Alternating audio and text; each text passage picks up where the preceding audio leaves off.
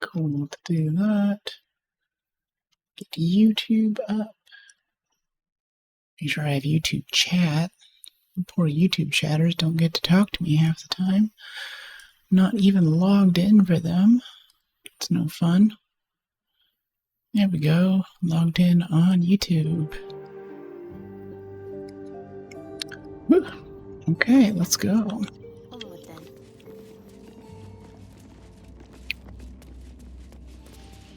Alright, sinister door. We got the key for this. So I think we're just going to have the tank walk in because this is going to be a giant fight. The door is covered in intricate text, but you can't see anywhere a key might fit. Only a small round hollow engraved with a family crest. History, investigation. Examine the hollow. What's investigation? Is that like a trained skill?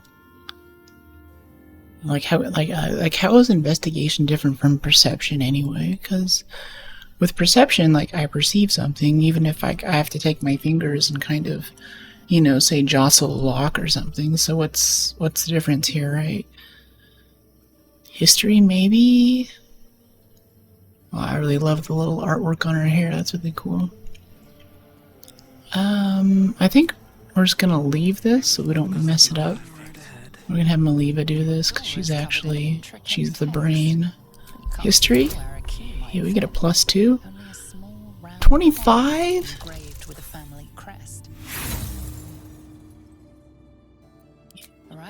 There's writing like this all over the palace.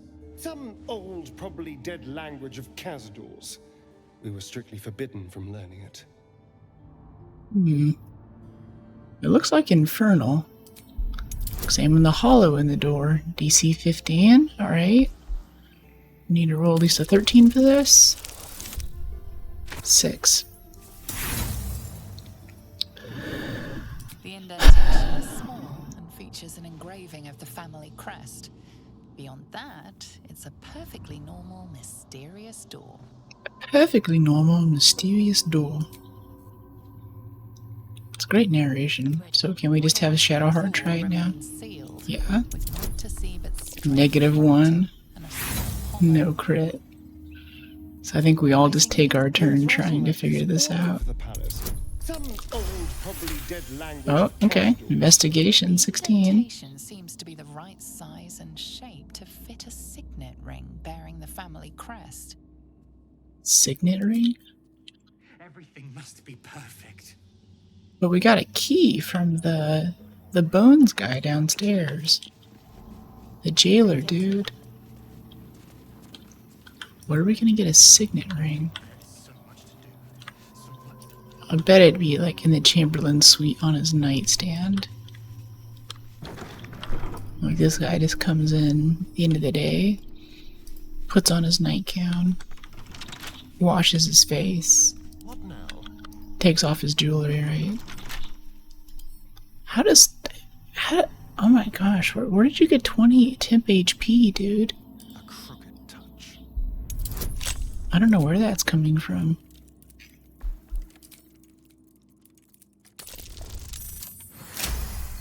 DC 20, no problem. Imagine actually getting nice locks. That might be worth a look. And someone can just bust right in, no problem. Like DC 20, you're basically saying like you spent enough on a lock that you have to get a crit. Umber trousers. Okay, that's kind of nice. We've actually been in this room before. So yeah, like maybe he comes over here to wash his hands, takes off his ring. No? Acid vial, gold. Never really use acid vials. Shava Dusk is good for camp supplies. Does this guy's body have stuff on it? I forget. Let's pop this open. Chamberlain Dufresne, do you have a signet ring on you? No? What's this? Window or stained glass, actually? I don't know about you, but I love stained glass. I don't know how I would make it work, because I like more modern, like concrete style, like concrete glass. But it would be neat to have a house that has a ton of stained glass in it, you know? Necrotic magic. Best keep my distance. Yeah, so it's like best keep my distance, but I have a feeling that the ring that we need might be in there. Woman's eyes are alert. Siren? For the master. Everything's got to be perfect. Okay. One of Cazador's cheapest. Wait, we already did this. Why? An illusionary wall. 128, 34, 41. The kennel. A fetid little cell he'd throw us into when displeased. I feel like I even manually saved to keep this from happening. I don't know, we keep going back and doing like the same sections of the game sometimes. It's really weird. I smell a trap. Hello, Goaty. I know Do you have a ring for us? Alright, we've already talked to you. Yeah, you hired me to capture Astarion. We failed check and we have no inspo. Which sucks, because we're probably about to talk to Cazador. That's where we could really use that kind of thing. Can't reach destination. Astarion, get out of the way. Or I guess Shadowheart's in the way, actually.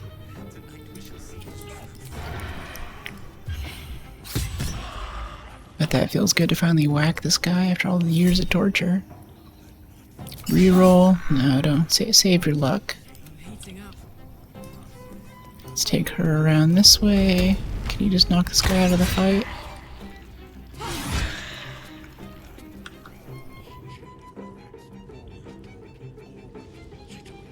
Weird, last time we just totally killed this guy.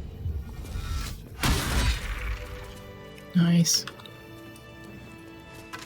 Signet ring? Yes. Okay. So yeah, we just didn't have the thing. The engravings on the When we ring get the match the key. language on that strange door. I still can't read Yeah, it. I don't know why that save didn't work out. Well, we're caught up now. That is okay. Over and through. This is all good. Dormitory wing. Yeah, I guess we can go glance in here again. Really quick.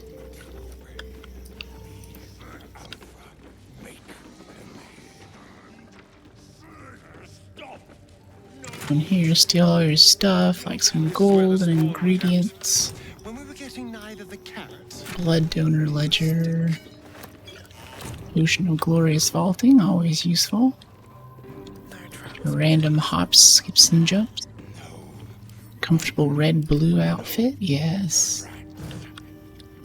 Yes, we must have maximum cosmetic ability. There's a nice one on the end. Hey Tan, how you doing? Good to see you. Let's see, gold, peerless focus, oil of bane, elixir of necrotic resist. Favored spawn ledger. Yeah, there's like the one guy who does everything he can to come in here, so he can protect his daughter, was what the ledger said. But there was another girl who used to be in here. I guess she fell out of favor with Cazador. Starburst Shandy. I have a feeling that's camp supplies, just gonna guess. Brass City Scrangle. How many different types of alcohol are in this game? Did everyone over at Larian just get drunk one night? They're like, okay, we're all just gonna take a shot every 20 minutes until we come up with enough names for alcohol for the game that we're making, because there's gotta be over 200 different varieties. Well, hold on. Honestly, I bet it's just like they're varieties that have shown up in D&D over time. Oh, that's cool. The drape like moves whenever you touch it. I'm doing well. Writing and drinking. It's 1 a.m. here. Writing? What can you, do you want to share what you're writing? Let's get on with it. Let's have the tank open the door. Door remains sealed, with naught to see but strange. Yeah, wondering press the slots signet ring. perfectly into place. But nothing happens. However, you get a feeling from the door, as if it expects something else. Strange writing on the door glints in the candlelight. Perhaps it's significant. Perhaps it's significant. Breathing, despite everything. We can try. Remains sealed, with naught to see but Press the strange signet doings, strange ring. writing. Lockpicking impossible. Well, maybe we need to light the candles. Spill some blood.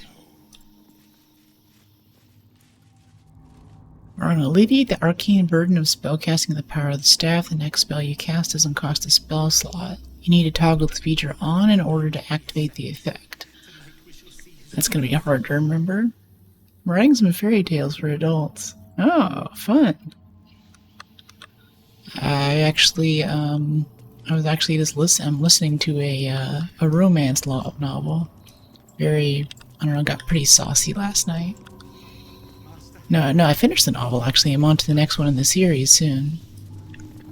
And that kind of inspired me to do some of my own similar writing. Which I thought was going to be way more saucy, but I think it just turned out to be like a very vanilla romance, which is kind of hilarious. A bit like my playthrough for this game. I was really sure that I was going to come in and this was going to be just, you know, sleep with everything that moves kind of playthrough, and we've been pretty chill in that way, honestly. Like, you know, it's basically just all about a starring, and everyone else I've been like, I don't know. You're not quite making the cut. In the same way with the writing, like I was thinking, okay, any second now it's gonna get really, you know, this is gonna be something that I can never show anyone. But I went back and I read it and I was like, okay, this is just like sappy, lovey stuff. So I don't know. I'm very disappointed in myself. That's really cool, though.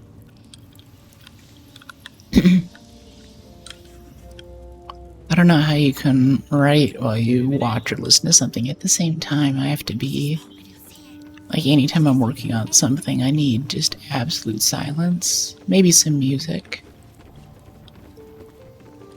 Okay, what's this? See this? Right to the north. This looks like a tower or a rook, maybe? A rook for brook? Can we access this somehow?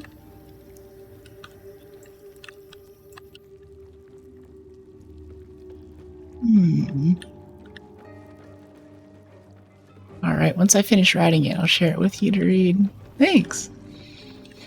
Yeah, totally, I'd love to. I read a lot of stuff, a lot of online literature things, especially chain stories, and I don't know, I think it started in maybe middle school or so, maybe as a product of loneliness or something, but there's my usual novels that I read, and then I go through a few audiobooks every month.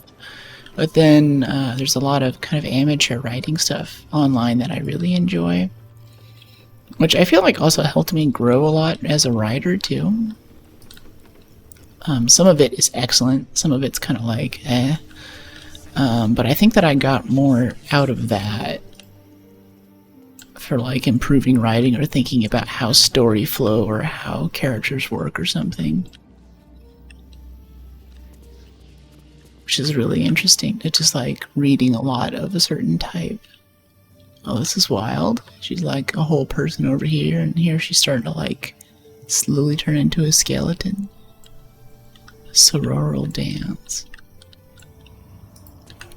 So I know what they say, that if you want to write well, if you want to write like a good book or something, then the first thing to do is to read just a lot of books, so you know what's out there. But then at some point, you actually have to write.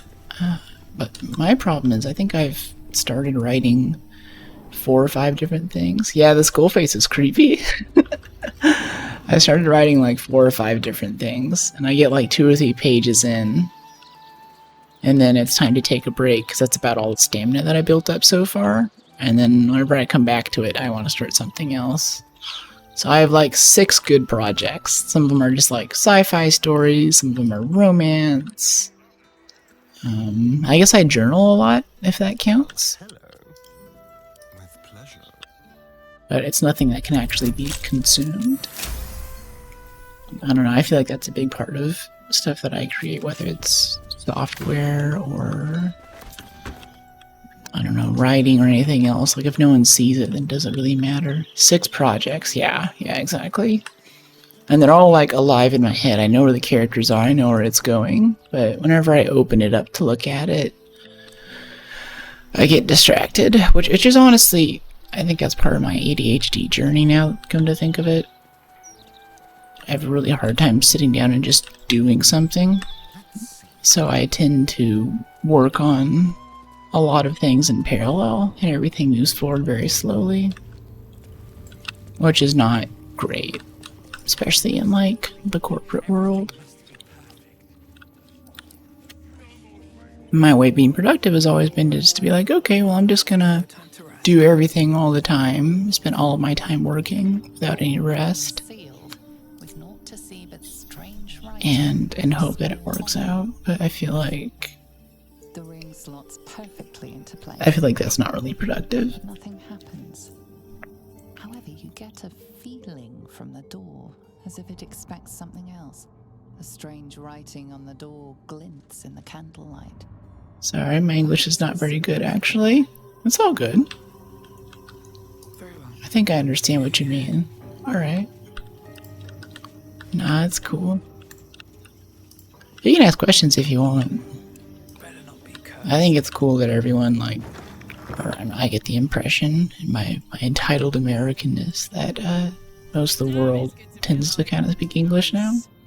Whenever I go to Europe or something, if I'm out in the country, I might be a little worried about people not being able to talk to people if I need to.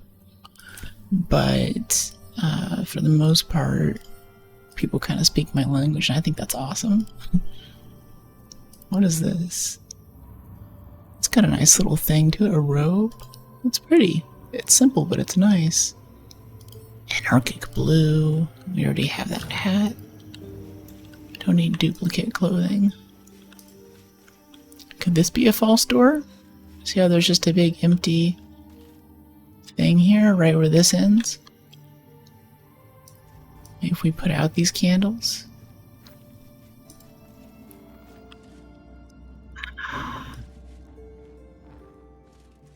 Kind of phase through the wall there for a second. Teased me. I don't know what to do about this. We might end up having to look this up. Or maybe in the desk? We haven't looked in the desk. Mysterious elixir. Alright. Provender ledger. The ballroom door. Aha. Okay. The Cazador dictionary we used to train new servants on how to operate the ballroom door has gone missing. Okay. And my signet ring alone won't do the job. Please have the servant sort this out. It shouldn't be my problem to solve. Note continues in different handwriting. Godi. The servants and I are thoroughly busy preparing for the master's celebration. Get your bones out of the kennel and search every chamber on the vampire spawn level and quickly find that book. So we're looking for the Cazador dictionary. That should tell us how to open the ballroom door, where the unholy rites are taking place. Everything must be perfect.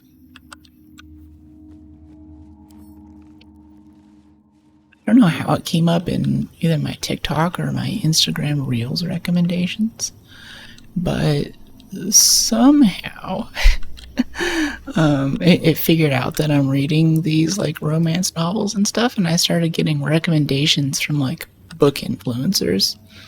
Now, like, I think it's wild that a book influencer can even exist. Like, I think I read a lot, but these girls like have shelves and shelves of books, and they just read all the time, and then they make TikToks on top of that about parts in the book. And considering how rare it is now for people, at least in the US, to read, especially anything beyond the length of like a tweet or something, if you're connecting with people across, within a community, Like, oh yeah, the 7th book in this series, after you've been through about 500,000 words of reading, there's this one part that I'm going to make a subtle reference to, and like 5,000 people are like, you know, they like that, like oh my gosh. I've never even heard of the series. I don't have a TikTok account yet. It's cool, it's cool. It's definitely, it seems to be dangerous for some people. I have this weird brain structuring thing. I can go more into it if you want, but to where I don't seem to be vulnerable to the scrolling thing. Like, scrolling really irks me in a way. So I get bored really fast. Like, I'll like scroll, I'll like swipe 2 or 3 times, and even if I get a good laugh out of it, I'm like, okay, time to do something else. Like, it's like not enough dopamine almost. Like, I need something more stimulating. Like a video game, something interactive. And just flipping through, scrolling, leaving comments, that's not enough for me. Leon's dictionary. Maybe there's like a loose floorboard in here or something.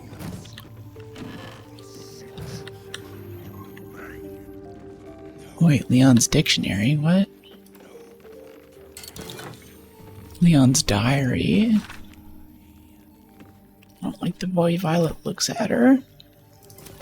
So, on the other hand, TikTok is very cool. And being on TikTok, like, people send me memes on Insta, and I'm like, I feel like everyone else in the world is older than me. Because I'm like, dude, that meme that was 6 months ago, that meme format, like, that sound, that is so old. Like, it's definitely ahead of the time. And, you know, and it kind of fixes this issue, say, for tutorials. I think not many people think about this with TikToks. They just scroll. But if you... Maybe I'll give it a try some other day. If you want a quick tutorial on something, because of TikTok's algo, it's like super fast YouTube. Where with YouTube, you have more incentive to sit there and be like, hello, today I'm going to show you how to set up your ID to code in Python.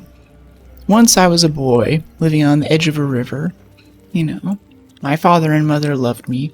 This, you know, they begin like their whole life story thing, because that's how you get time for ads. That's how you play the algo. So you can generally skip like the first minute of any 5-minute YouTube video just because there's a bunch of just, you know, garbage there, right? With TikTok, you ask for like a tutorial on something, you click it, and you get the information in like 5 seconds, which is cool. So feeling ahead of the times and also like getting information quick is pretty dope. Yeah, but at the same time, a lot of people are like, I can't touch that, like, it's gonna destroy my life. So the only place we haven't looked for this dictionary is behind this door, and every time we walk past it, we do an Arcana check, and it's like, we shouldn't touch that. But since we have nowhere else to go now, we're gonna take our highest Arcana character and touch it. That wasn't too bad. Vitality drain, really? What's that about? Vitality drain, 8 to 28 damage per turn. The dead girl's sapping curse is draining your vitality. Wisdom save. Okay, so we want to decurse you with Shadow Heart, right? How do we remove a curse? Where is it? You have the ability to remove curses, don't you? Warden of Vitality for 10 turns. We can use that to just heal it off. I don't know, she's not really taking damage. No one back home will ever believe this. Okay, so Victoria's a dead chick in here. Doubled movement cost. Oh, I see, we're in turn-based mode. I didn't notice that. Okay. Do we have like some kind of curse scroll? Cursed! I don't know if we have any necrotic resist on someone. Never a dull moment. Trust no one. Scroll remove curse. Touch an creature or object to remove all curses and hexes affecting it. Melee. Yeah, I think we use this on Maliva, because she's gonna die pretty quick. Target isn't cursed. So what is Vitality Drain? Condition, 1 turn remaining. Oh, okay. So she's just going to take 8 to 28 damage on her next turn. It's just exit turn-based mode. And you can still save on it too, so... You know what, whatever. Let's just bust in there and... go for it. Actually, no, we need to lockpick this chest, so we need a Starian to do this. Let's see if we have like a necrotic ring. Ring of Twilight, gold ring, onyx ring. You know, whatever. Let's just go for it. Lockpick. What in the hell's is happening here? What is happening here?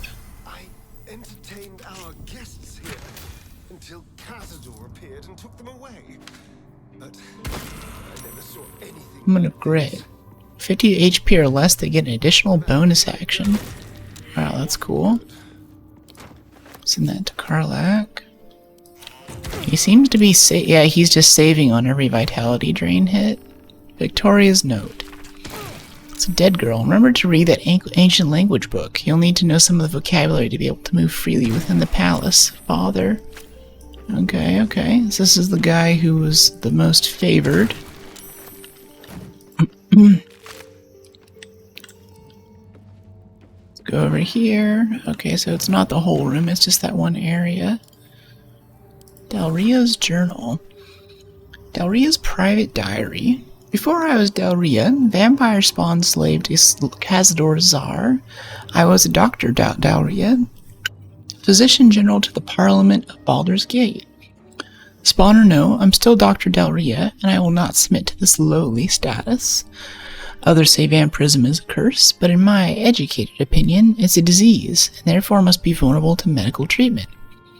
I believe a massive infusion of fresh, youthful blood may overwhelm the vampirism infection and enable my body to heal.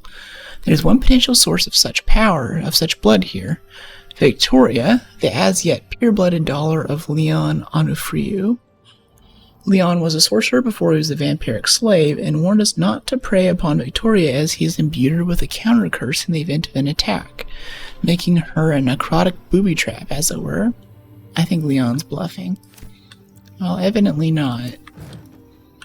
So he drained his daughter of blood, and then she turned into a giant necrotic booby trap. Now we get to deal with it. There's the dictionary we're looking for, and a delicately constructed outfit. Win! Pointed toe shoes. Ooh, send that to Maliva. Let's see this dictionary. The book is a dictionary of the ancient Kazakuran language from the distant land of Karathur. Flip through the pages, you'll find certain words and phrases underlined: open, enter, beware, forbidden, and sealed. I know this Kazakuran. It's the same dusty old language on the Tsar's signet ring. That scares me a little bit about, cleaners and stuff. People you let into your house to do, work on your house or to clean or whatever. It's like, you don't know who they are. You kind of forget that they're there every week, but they probably know more about your life than you do. They know all your secrets. They probably even know where your safe is, where everything happens. We just trust these people because we're paying them. Welcome, rest. Okay, heal off the damage from the necrotic stuff. Cool. Now we can go back upstairs, up this beautiful staircase. Breathe deep and move.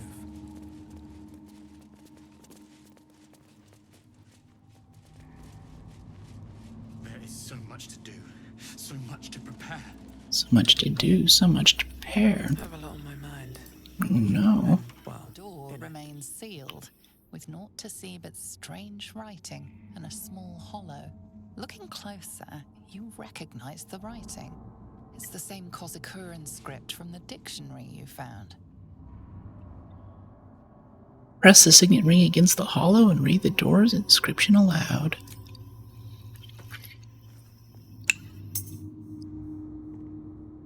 The ring slots perfectly into place, and the door swings open. Oh, this looks like a fun individual. Oh, and a wolf boy, Bloodfang. No fault for rats. They only A bat? stop. No more squeaking. What's going on in here? A white mist? I would just walk in and start stabbing people, but I don't know. I wonder what this lever does, too. We should go pull the lever. Let's go sneak in and pull the lever. The room is very safe, clearly. Hey, the Grinding Barrow, welcome to chat. I like your bottle. Thanks. Yeah, I've got, I can give you a tour of the sticker sometimes if you want. I'll have to turn off the green screen, because there's a lot of green on here, so... But, yeah, I've got a lot of story here. And a lot of dents. It doesn't really stand up straight anymore.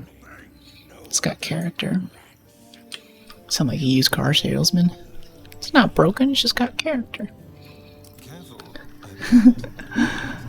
Totally. I was thinking we should start doing just chatting sessions afterwards so we can... I used to do that, and it was a nice way to kind of wind down when I was a late night streamer.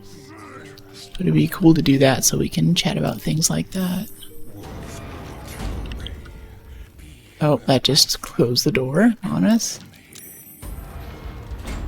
Okay. Okay, how about we get Astarion into position by sending him over here behind this pillar? I don't want him to be in a well-lit area, though. He'll be found. We're still... Oh, okay.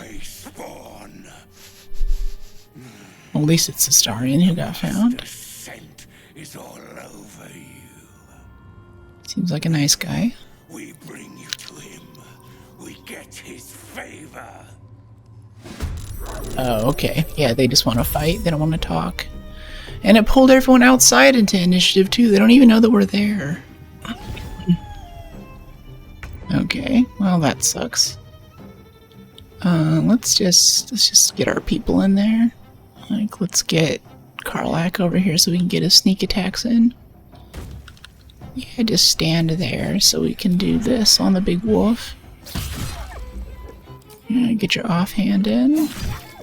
Very nice. And now Karlach. Gonna take your reckless attack. Use your crit. Don't mind that at all. We'll main hand this rat. Giant rat. Wow, this rat has 4 hit points with 20 HP on top of it. Hold up. Wait. Savage Howl. Character's move speed increased by 17 feet and gains 20 HP. There's a lot of rats in here. Okay, we're gonna have to fry all these minions or they'll probably be problematic. It's gonna be a job for Maliva. Okay, Karlach. This is your happy place, I'm glad. Or we could joust someone. Yeah, because this is gonna do 7 to 10 damage. Doesn't provoke opportunity. Could do a lacerate if they're in range. Not really. Yeah, let's just main hand this rat. Minions can be scary. They don't have much HP, but I mean, maybe I just overestimate minions. Like, I really focus the ads before the boss in every encounter. But part of that's because whenever I played pen and paper D&D, we were kind of number munchkins, like my friends and stuff were. So, multi-attack wounded. Gosh, yes, so kill them quickly.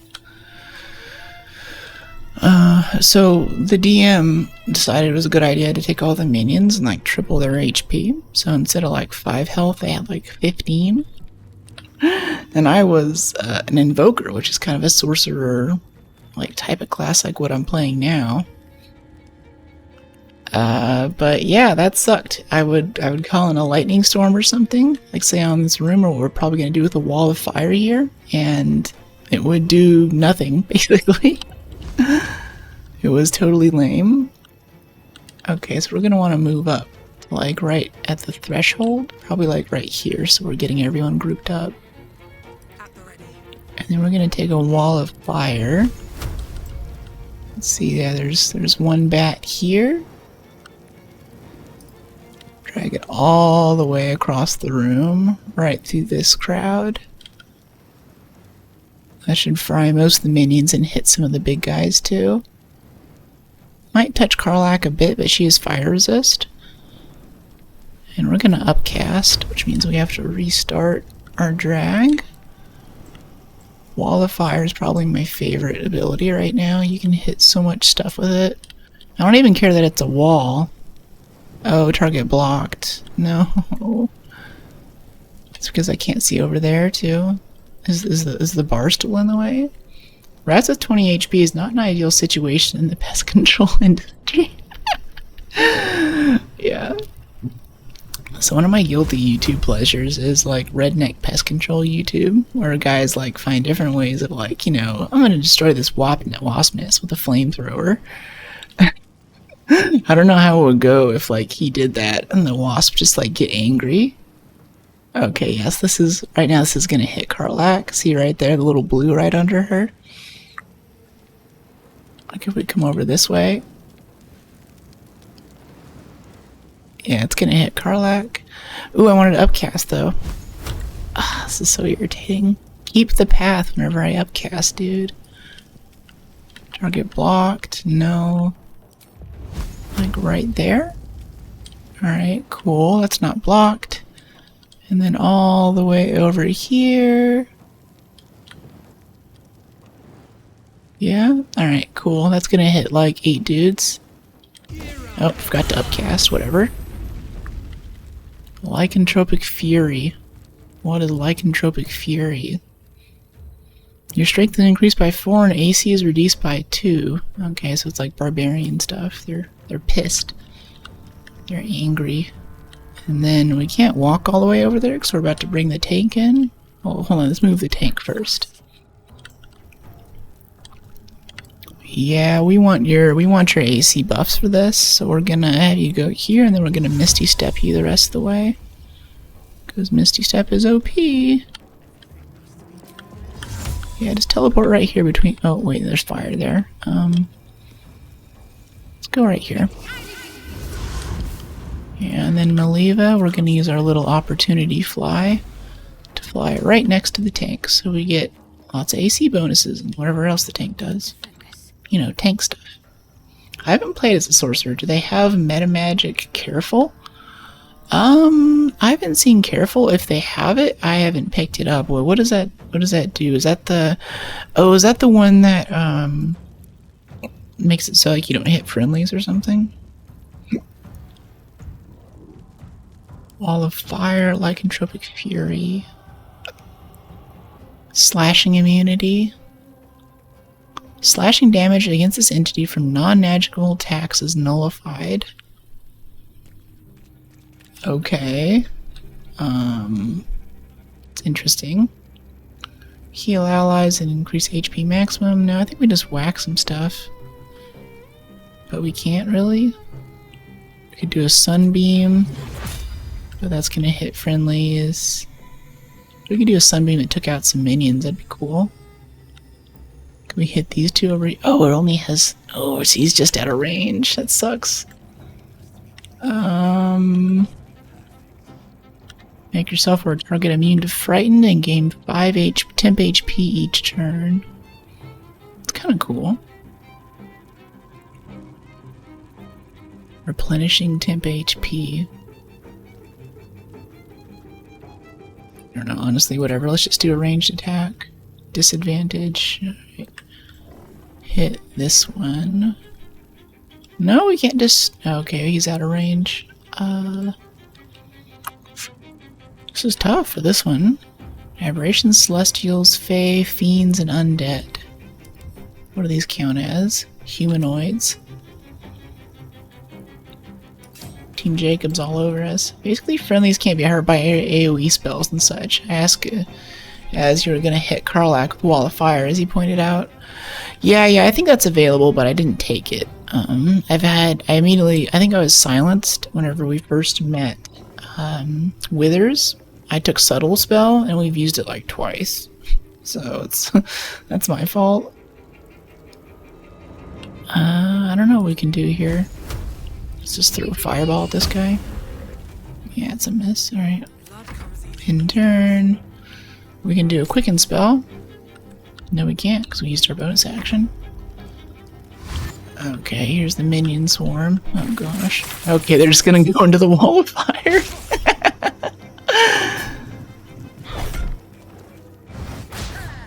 Let's see what even are. Oh, go into the fire. It's okay. You can. Aw. Okay, he still took it whenever he tried to jump over the fire. That's funny. Yeah, those opportunity attacks off our turn are just awesome. Alright, Karlach.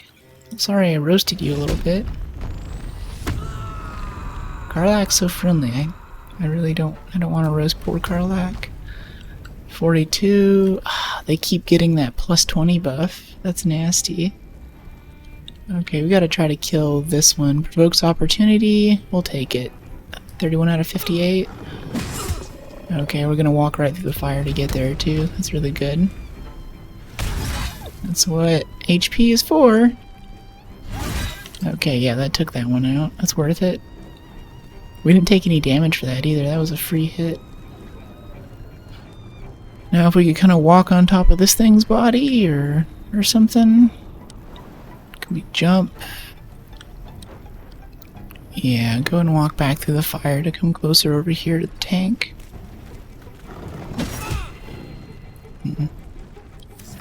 Alright, and then Astarion, you should be able to sneak attack one of these. 33, 42, 56. One should try to stay out of the line of fire, literally. Ooh, that was a nasty crit. We still have our offhand left, too. I think we have enough crit stacking stuff on Astarion now. He's like, I don't know, he's like some kind of insane rogue. I think he's wearing almost like heavy armor now with no stealth reduction. And we can crit on a 16 or something ridiculous like that. Oh, I rerolled to a crit on Astarion. That sucks. He's half dead. Half alive. Get it that way. Alright, can we just disintegrate or necrotic these? I was trying to save a bit, but I think we just have to hit him with everything we have. 8 to 64. Blazoon. Alright. Don't use your quicken yet. Ooh, I should have twin spelled that though. That would have been good. Alright, just one more left. Let's quicken and blight again on this one. It's just a ridiculous amount of damage. I feel like I'm a ranger. Okay, Astarion's already gone. Now we get our tank to go. Let's just heal Astarion for 40. Yeah, that is mostly your job. Love paladins.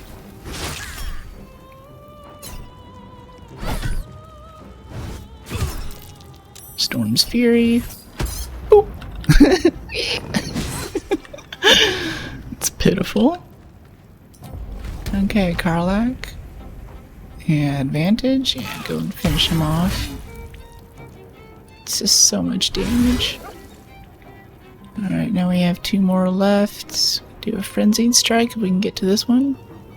Not enough movement. Where's the other one? Is it like right next to us or something? Yeah, there's one here and there's a red dot like right here. Where is it? Oh, there it is. He's hiding.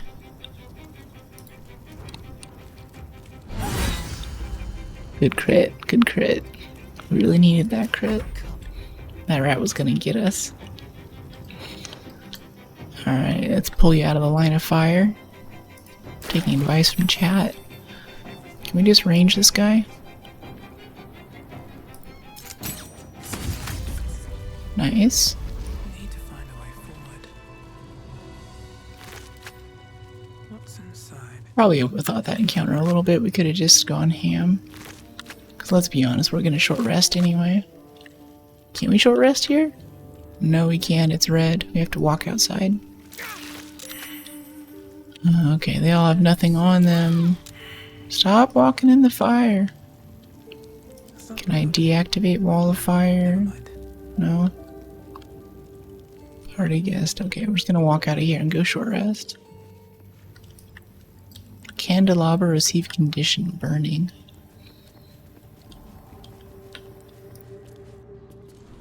Yeah, I think that even if I had a chance to go back and get the thing that lets you avoid hurting your allies with AoE spells, most of our folks, most of our spells are dex dodges.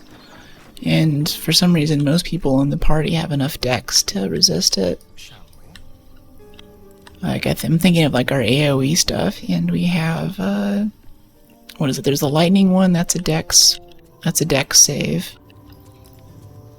There's maybe like one constitution save, and that's necrotic, but I don't think we have any AoE necrotic.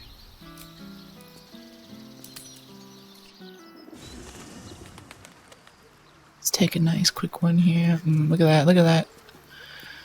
Look at that outfit. I want this outfit. Let's go get our little bonus from our statue of ourselves. Ha ha ha, sweet stone features. Love it. Perma buff. What? You have to actually use a thing?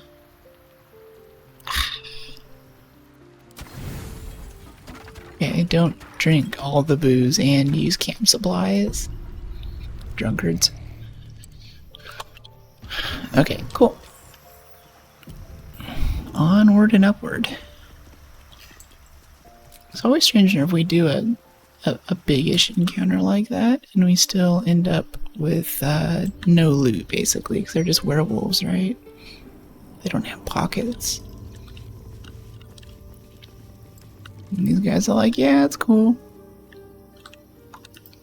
I can never tell in video games how sound carries. Because, like, IRL, if you came in here and tore these folks up, then, you know, wood flooring, you're going to hear it through the rest of the house.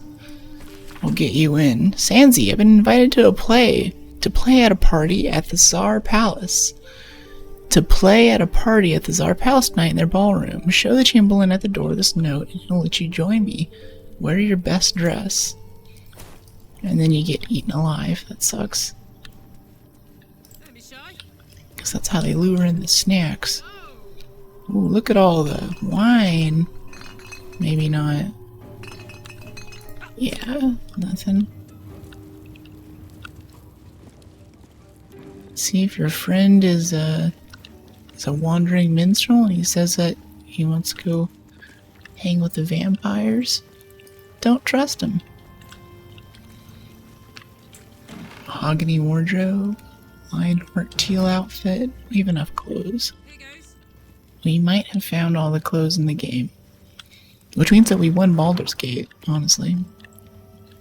We've accomplished all that we came to accomplish. Oh, wait, don't touch that, don't touch that. The only snack I need is Karlak. I know, she's so sweet. She totally took me by surprise. Dais. I don't want to use the dais. I don't know what that's gonna do yet. Since it's right here at the beginning, I'm not gonna. The inscription on this bust reads Shiressa Rune Master. Whoever that was. Looks like Play-Doh here. Yeah, we almost killed Karlak though, literally. Like, she's like this demon chick. Like, I was just totally prejudiced. And she's kind of spicy too, so I was like, she wanted to fight. The next paradigm of design to melt PCs, physics simulated sound waves will only need an RTX 13090. Oh yeah, that's Scars. How you doing, Scars? Yeah, that's really funny. Yeah, simulated sound waves. Yeah, ray trace sound waves. Gosh, how would you do that? Well, I mean, like, ray tracing is a way to, like, draw little lines from all the polygons that are being generated in the game, right? So, how would you propagate sound waves the same way? You might have to do the similar thing. I mean, sound travels as a wave, kind of like light how actually travels as a wave, but it's different and it bounces. But light bounces too. The Annals of Baldur's Gate. Preface. Centuries ago, a young man sailed from the village of Grey Harbor. Where he went, what he saw, and the deeds he accomplished are simple legends today. But the wealth he returned with years later is a hard fact. Baldurian made Grey Harbor rich. His gold built docks, funded businesses, and raised strong walls to protect it all. So he wasn't a hero, he was just wealthy. One of the gates into this flourishing city was named in his honor, but so great was the wealth that flowed through it that the name of the gate became more famous than the village that started it all.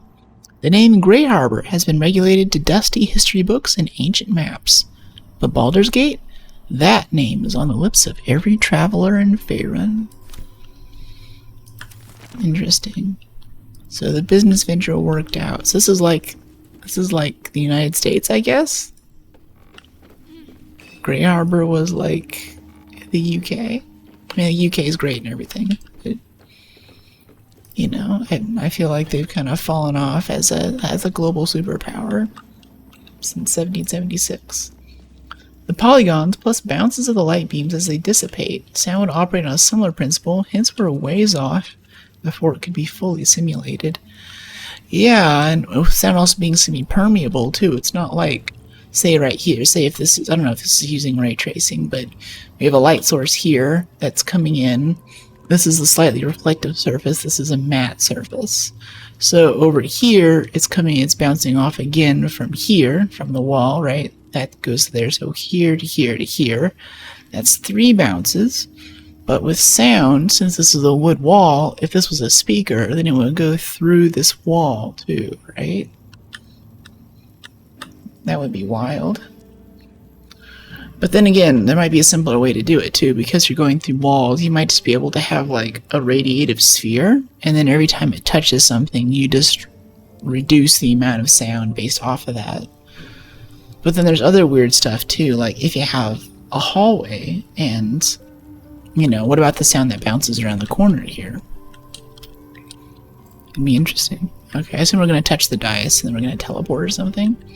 Exactly, even RTX implementations aren't necessarily accounting for material physics yet. That's more real-time computation and amplitude. Huh. You stand on a clean metal platform. A beautiful, antiquated elevator. There are some scuffs to show its age, signs of things dragged onto it over the years. But it seems to be in good working order. What the hell? Nice. I never knew this was here. This was always Cazador's private quarters. Only he ever came in here. Well, him and the unfortunate souls we brought to feed him. Okay, so there's like this whole mansion, and Astarian's maybe seen 2 rooms of it. That totally sucks. Descend into the depths of the palace. Okay.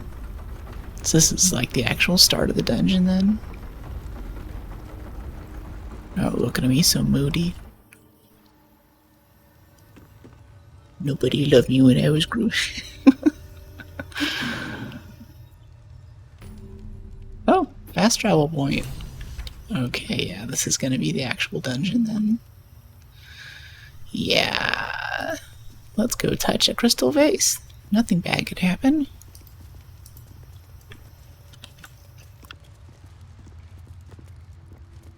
Crypt gate.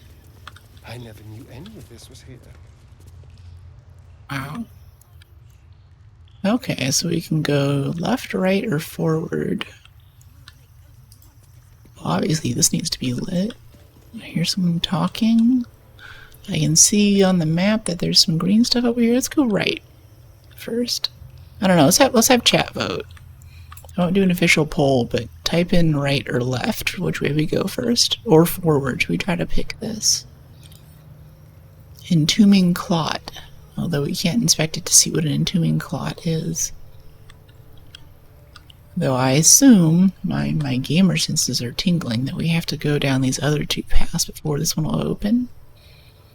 And also, I really don't like our drip right now, but the amulet took us from like 40 HP to 122, and this is heavy armor that we get to wear without penalty, so It keeps us alive. It's a worthwhile goal, of course. If you could just have global gravity, for example, instead of isolating it to save resources, that makes development more efficient. But right now, devs usually have to pick and choose what gets full physics implementations. Yeah, there's a lot of like shortcut stuff, right? And even with a full physics implementation, it's hard to cover all the edge cases. You get people like launching kill spheres off the map and stuff. I vote left. I always go left, the opposite of my dominant hand. Alright. Left it is, in case there's other votes.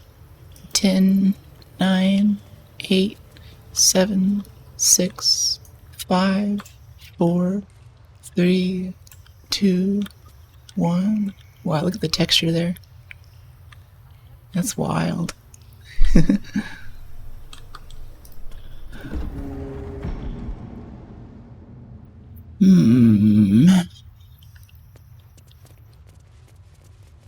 Okay. I would click this and start messing with it, but since we see that, I'm actually gonna now go right.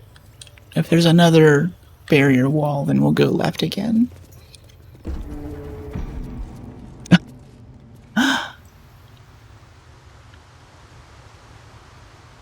Okay. Since it's the more intense way to go, I'm gonna assume that the game will reward us somehow for feather falling down, or for trying to find a way to jump up here to this one. Well, that only gets us in through the back side of this gate, which we actually didn't walk through in the first place. Wait. Yeah, come back up here. Don't touch the dais.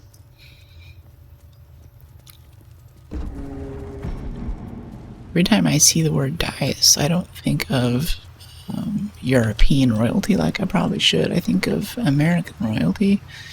There's a point, I think Benjamin Franklin was gone from the US for a little bit, and he came back to find George Washington wearing this like soft robe and greeting foreign visitors on a dais like a king. Seems like someone needs to question the structural engineer who signed off on this joint. Yeah, I think there's some problems. I don't know if it's like millennia old, maybe, or you used to expect some degradation over time. Like, I've learned to expect that in software now. Maybe structural engineers or architects have to think about, like, okay, this is how this building's gonna fall apart over the next 100 years. Okay, we need to drop down there. We're gonna see if we have, like, a party featherfall. Scroll of featherfall? You and nearby allies gain immunity to falling damage. Alright, Karlak.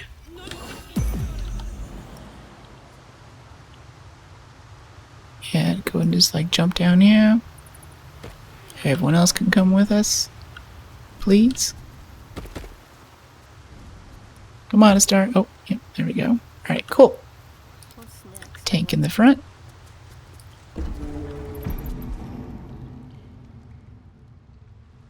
No time to waste. Okay.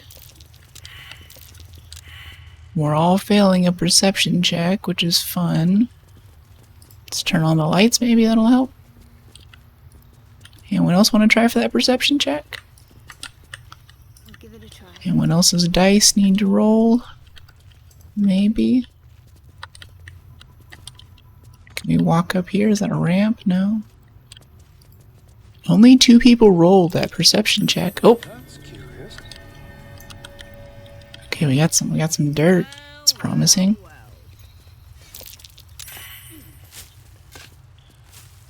I think we're also perceiving something else. Got a coffin, rosewood casket, disarm. Oh, wait, don't touch that. Watch your back. Starian, disarm.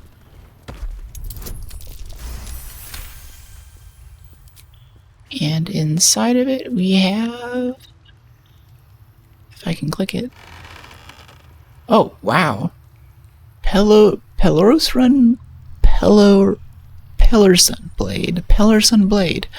Undead Bane. Attack rolls with this weapon have advantage against undead. Rapier. Advantage, +1 enchantment, 8 to 18 damage. But Bloodthirst has a reduced critical hit requirement of 1. That's rough. Do we pick Advantage? Because it's also doing Radiant. It's very good. How about we put it in Offhand? Yeah, let's put it in Astarian's Offhand, because he has, what was it, Offhand, Knife the Undermountain King. Oh, but it also has the crit reduction. Let's leave it for now. If there's like a ton of undead soon, then we'll see. In my paycheck bearing job, Data Technology Architect. Oh, cool. It is constant battle to get the engineers to think about future demands versus the ones they're just working on. I know what you mean. For my programming jobs and stuff, maybe I think too far ahead, and that keeps me from actually making progress meaningfully.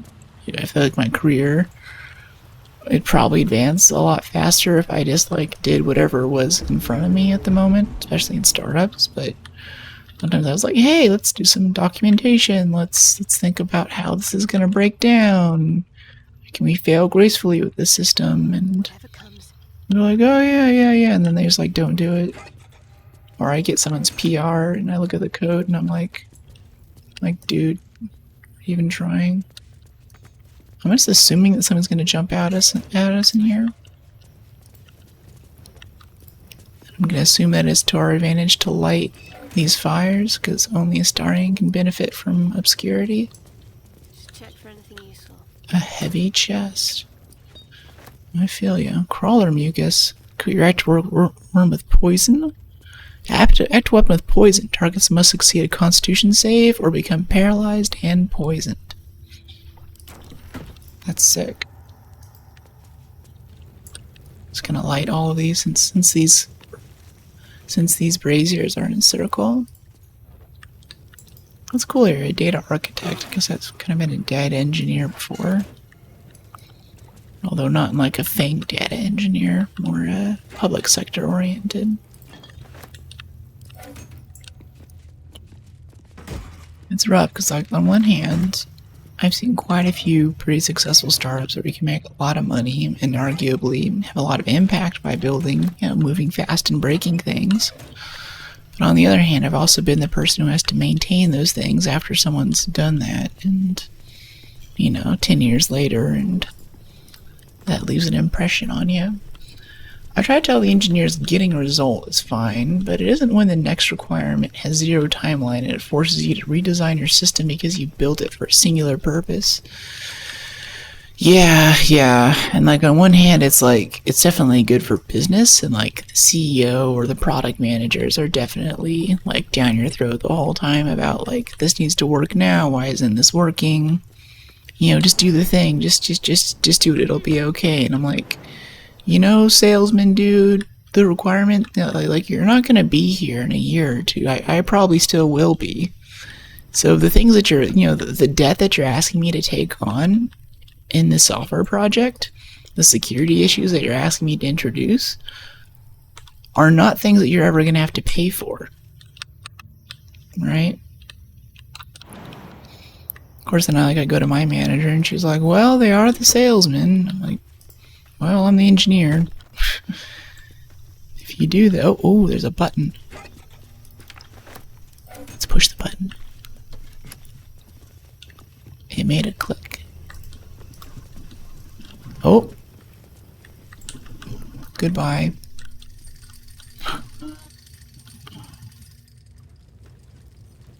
Okay, our objective is through the crypt gate there, or maybe that's just the way back out.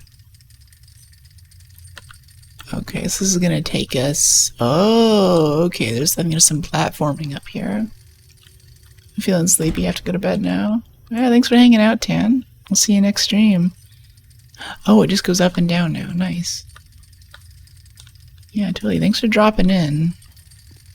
Also, I feel really cool that there seems to be a lot of people who drop into the stream now who are doing creative stuff. Like they're drawing, or they're doing some 3D modeling or writing now, and I think it's cool. We have like a creative vibe to the community. Okay, everyone jump on. Go, go, go, go. Okay, just Shadowheart. had to pick one, I'd want Karlach up here. Yeah, this is gonna be Karlach territory.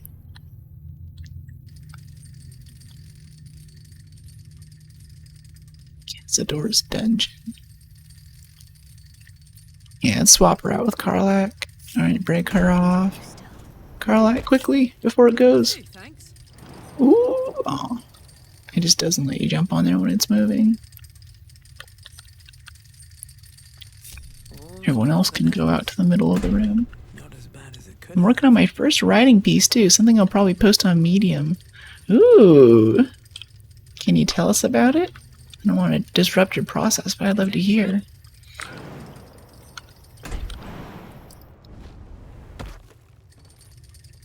Been modeling out some blog posts and things lately. I need to like cross post to Medium from my personal blog. Probably get a lot more exposure that way for some of my development thoughts. Okay, cool. Oh my gosh, me too. I'm working on my first writing and trying out painting. Wow, we have such a cool chat. That's dope. Painting. Doing oils, acrylics, and what's your writing stuff, Pinecone? Also nice to see you. Alright, gilded chest. Gold. Jacinth. Jason. Meditations of a Vampire Lord. This ought to be good. This is his Cazador's writing project. The Journal of Cazador Czar. It records the movements and actions of his spawn, with particular attention paid to Astarion. Every order, failure, and punishment is recorded with cold calculation. Only the most recent entries seem to betray emotion. I'm going to write a short essay about the current accepted standard of game reviews and then propose a new standard criterion system in which to do them. That actually sounds great. I've been watching the Game Awards for the past few years, and it's such a dumb popularity contest, and I've been thinking a lot lately about how to do that better, and I'd love if I could like make a video series or something, or play enough games to where like we could have our own like awards that don't suck, where we actually talk about like, you know, did this game move the industry forward? Are they challenging something? Did they make something cool here? So I'd love to read that. If you want to drop that in the Discord when it's out, I'd love to see it. Just making tunes over here, kind of off and on muting so I can hear. Gotcha. Fruity Loops. Let's see, back to the book. Astarion failed to return from his hunt this night. Godi informed he will now have pliers ready when the boy shows himself again. Still missing. Not to be surprised. The boy has always been troublesome. But to disappear now and we're all ready? It's unconscionable, even for him. I have dispatched the brood. They will find him and bring him home. And when they do, I'll make him scream for this. It's been days and he's still missing. No amount of pain has motivated his brothers and sisters to find him. It seems Baldur's Gate has swallowed him whole. I am searching further afield, but my reach outside the city is limited. In the meantime, the hunt continues here. Dalria and Petrus returned from today's hunt, rushing to report that they have seen him in Worm's Crossing. Their tale is fanciful, but they believe it to be true. Yes, this was us. Astarion, standing in the sun's light, willing and able to disobey me? Inconceivable. It seems he has become more than troublesome. He is now a liability, but he must be brought to heel. He will come home, take his place with the others, and complete his purpose. My spawns fail me. Astarion eludes me. I will have my due. I think this is the first time I've seen bolded letters in this game in a journal entry. I like using italics a lot in my writing, like whenever I'm like describing a character's thoughts, especially between bits of dialogue. But bold, I'm always a bit scared of. You know, it's like I feel like it's just too much. It's like writing in caps. It's like whoa, you know. I wouldn't say my idea as innovative act. I wouldn't say my idea is an innovative act. Probably more as a return to the way game reviews used to be done. But so many reviews now are meandering and are very selective about the points that they make, so almost like a predetermined score can be justified. Interesting. So what was the legacy review system, you think? Or you can save it for your thing, unless you want to And I'm interested to hear if you can. The book's central argument is encapsulated in a chapter devoted to Rilsa Rail, guild kingpin of Little Calimshan. In another time and another place, Risla Rail would be celebrated as a revolutionary. In Baldur's Gate, in her own lifetime, she's known as a crime lord, a kingpin of the guild, ruling over the city within a city that is the district of Little Calimshan. Rilsa's story began when she was orphaned at a young age. Her father was hanged by a flaming fist for sheltering his fugitive brother. Soon after, her mother was denounced by the jealous wife of a patriarch and imprisoned in the sea tower where she perished. Alone in the world, she has learned two valuable lessons. When the law is corrupt, it is a necessity for those without the support of its enforcers to act outside it. And when the law is brutal, it is an ethical duty to act against it. Operating from within the Callum Jewel Emporium, Rilsa knows the value of everything and everyone that moves through Baldur's Gate. She controls a wide network of agents who observe and track the exchange of goods and information as closely as any merchant or politician. But secondhand knowledge is cheap. Rilsa's real trick is to draw those with secrets to share directly into her orbit. At her Garden of Whispers, information can be shared with the guild anonymously. Anyone with a grudge to bear or a competitor to bring low, that is to say, anyone of importance, can ensure that the whole city knows their grievance. It is said that if somebody speaks of your weak spot in the garden at dawn, you can expect to find a knife buried in that exact spot before night falls. Wow, city within a city. Old reviews used to look at games across standard categories: gameplay, sound, graphics, etc. So like the academies then, or like the Oscars. My system is like that, but categories are a little more exaggerated and a little more aggregated and contextual. Huh, okay. Morel Alchem. I suppose, as you say, that you have reason to be proud of the expansion of the vampire circle within your city. Of course, Athkatla is more homogeneous than Baldur's Gate, and you face fewer challenges from other factions and law enforcement. But still, accept my kudos on your progress there. Enjoy your success while you can, Alchem, for I'm afraid that very soon it will be surpassed by my situation in Baldur's Gate. Definitively so. I am on the verge of a long-planned transformation that entirely changes the rules of the game. Too long have I been content to be merely a major city's vampire lord, when I can be so much more, and I shall. That's all I'll say about the matter at present, yet, Alchem. After all, we mustn't give away the surprise entirely. Cazador Czar. Okay, so this is like his way to get a one-up on the other vampire lords in other cities. So much scheming. Bank, row of books. Diseases of the blood. Old reviews used to look at game. Oh, already got that one. This is a journal handwritten by a vampire known only as Lady Incognita, in which she describes two different blood diseases that, if contracted by ingestion of infected blood, might inconvenience a vampire with a brief illness. The bulk of the text in its descriptions of symptoms and diagnoses of red thrombosis and Thandal's paroxysm. Lady Incognita notes that, with a vampire's superior senses, it's possible to train oneself to recognize infected prey by scent before biting them. Red thrombosis by a piquant gingery odor, and paroxysm by a sharp astringency. So this is interesting. It sounds like maybe we can infect ourselves with some of this red thrombosis or Thandal's paroxysm stuff, and if we get bitten by a vampire in the upcoming fight, it'll make them sick. That's very cool.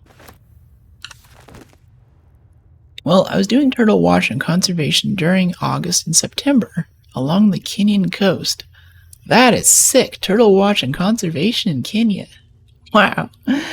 It got me wanting to write and share about how local knowledge and practices have been protecting the marine ecosystem for over a millennia and how it can be incorporated with modern methods of conservation.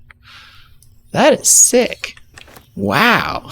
That is so cool. Wow, conservation, Kenya, turtle watch. Yeah. The idea is that a video game is supposed to sell you some kind of escaping experience. How does it grab you? How does it immerse you? How rewarding is it to give it your time? That's what I will propose as the foundation of my system.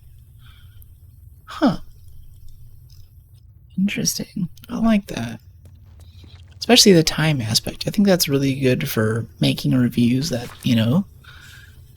everyone can use, because it comes down to, like, if you have like a 9 to 5, you come home, you have kids, you have like half an hour to play your game that day.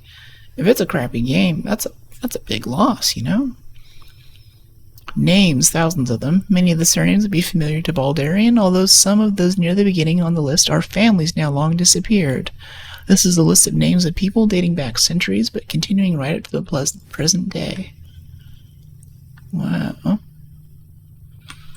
Power structure of Baldur's Gate. Ooh, more booze. More camp supplies, I should say. Okay, power structure of Baldur's Gate. Did we get this already? This is a journal of Cazador's thoughts and concerns about the power structure of Baldur's Gate and how the changing balance between the factions affects his own ability to operate in the city without interference or competition. The most recent notes at the end relate to the old problem of Nine Fingers in the Guild and the new concerns about the ambitious young Lord Gortash. Cazador worries about the Guild revolve around the rise of the brash new criminal kingpin known as the Stone Man, and what it might mean for the gate's underworld if Nine Fingers is replaced. Meanwhile, the upstart Gortash is fielding prototypes of his steel watchers in the city streets. Are they capable enough to detect and damage Cazador's vampire spawn? Huh, so he wants to have disorder in the streets. That's how he's able to operate his vampire enclave. Okay, how about this thrombosis stuff? Velioth? Okay, use. On the pillow rests a skull with a scroll clamped in its bony jaws. The skull's empty eye sockets flare with an eldritch gleam. You feel invited somehow to witness the skull's memories. It seems urgent. Skull's memories rise and unfold. Let them wash over you. How would that accommodate for subjectivity where someone might like a game but others won't? Oh, I don't know. If I can comment on that, Vinecone, I think that I like people who have strong opinions and consistent opinions. So whenever I come to a reviewer, I'm like, okay, this chick likes RPGs. This guy is biased towards shooters. This guy likes atmosphere. This one likes side scrollers. And with that, whenever I listen to them, even if they don't like a game, if they don't like it for reasons that make sense within the context of their taste profile, I feel like that's still good information. Even if I disregard it, I'm like, okay, this person hates it, therefore I'm gonna like it. Let's see what the skull's memories are. This skull is all that remains of the vampire Velioth. He turned Cazador, gave him the gift, and then taught him the rules of vampiric existence. Oh, it's Cazador, Daddy. Wisdom. Oh, great. Concentrate on the memory. What is Velioth's first lesson? +1, DC 15. Gotta roll a 14. Nope. We don't have any inspo for this. Your attention wanders for a moment, and you miss the import of Velioth's ghostly whisper. Great. We weren't wise enough to overcome ADHD. Cazador reached out to a former friend. His punishment was to watch as Velioth drained his friend dry. Yikes. Roll wisdom. Ah, just one off. You are distracted by an errant thought and lose the thread of Velioth's lesson. ADHD gets us again. When Cazador rebelled against him. Cazador suffered 11 years of impalement because he failed. So he impales the guy as a punishment. Not because he rebelled, but because he failed to have a successful rebellion.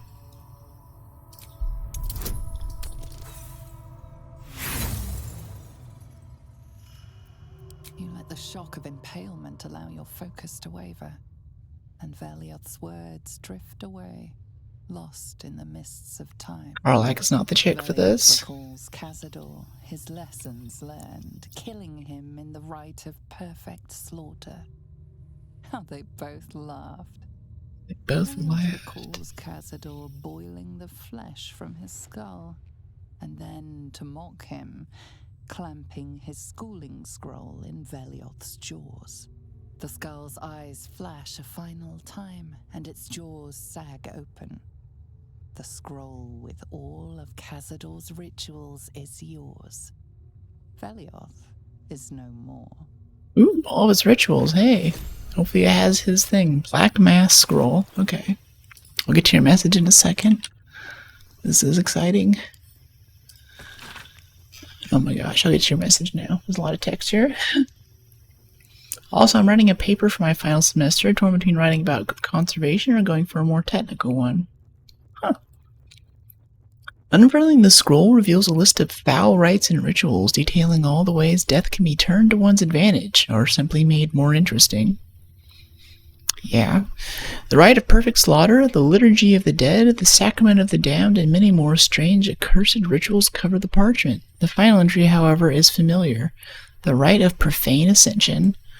O piteous dead, O ravenous dead, immortality is your gift, but darkness is your prison, and hunger its gaoler. The rite of profane ascension will release you. Walk in the sun, suffer not from hunger, grow your power beyond anything you imagined. A pact has been made with the Lord of Hellfire. Deliver unto him the 7,000 scrolls, each bearing an infernal mark, and you shall be free of your chains. You shall know true power. Deliver the souls, speak the words, Ecce Dominus has animus offro in sacrificio, nunc volo postestium quam politicus es mihi. So, some kind of pig Latin thing. Let's see, I dominate with animation offered in sacrifice without speaking potestatum, something politicus, emi politicus. Alright, let's see what the journal entry says. Or the pale elf. That's a really good question. I did consider that. In fact, it's one of the categories. Accessibility. The aspect discusses how well a game can scale to meet the different kinds of players. It also speaks to when games are intentionally designed for specific audiences. Huh.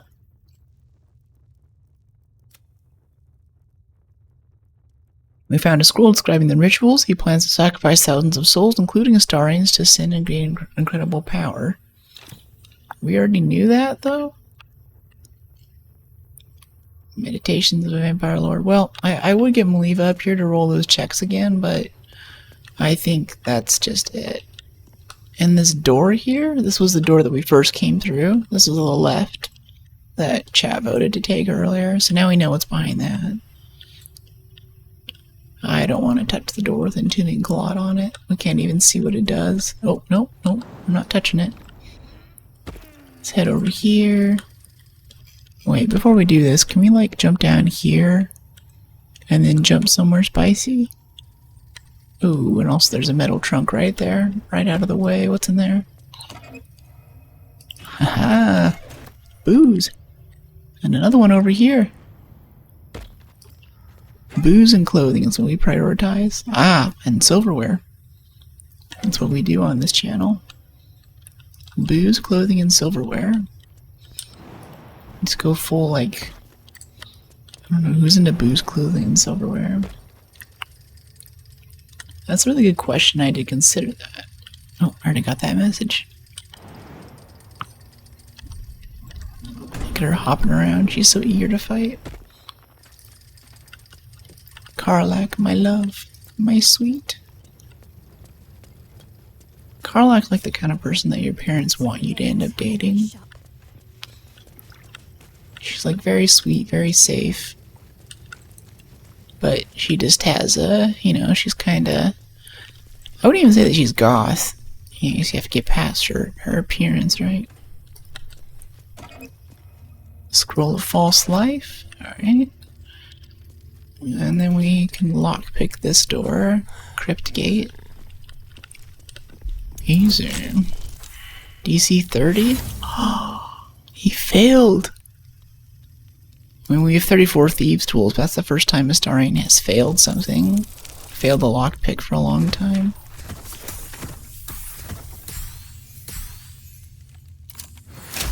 There we go. It's more like it. Okay, let's have the tank lead. Gloomy Ascent. There's a certain finality to that. I think that's what this whole puzzle is about, that we got the... We dug up the thing in that area. Wait, what's this over here? See this? And there's also all of this over here.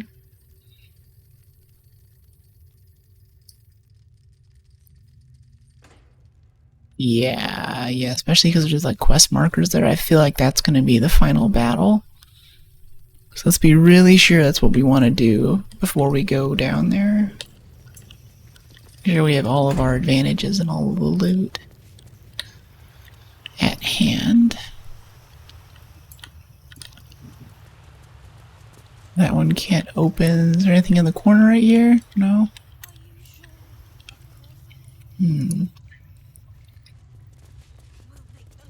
Okay. Can't like jump on these things. Ooh, see that though? There's like a platform over there maybe? Target too far. Is there anything over here? Not really. There's like this stuff down here though. Like these little platforms and things. That's kind of sus. Can we go here? If we head west?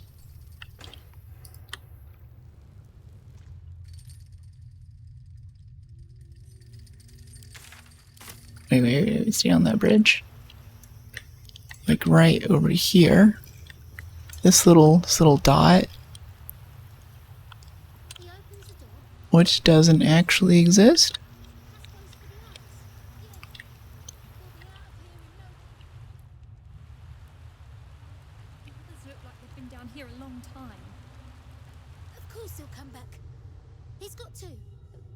The voice is over here.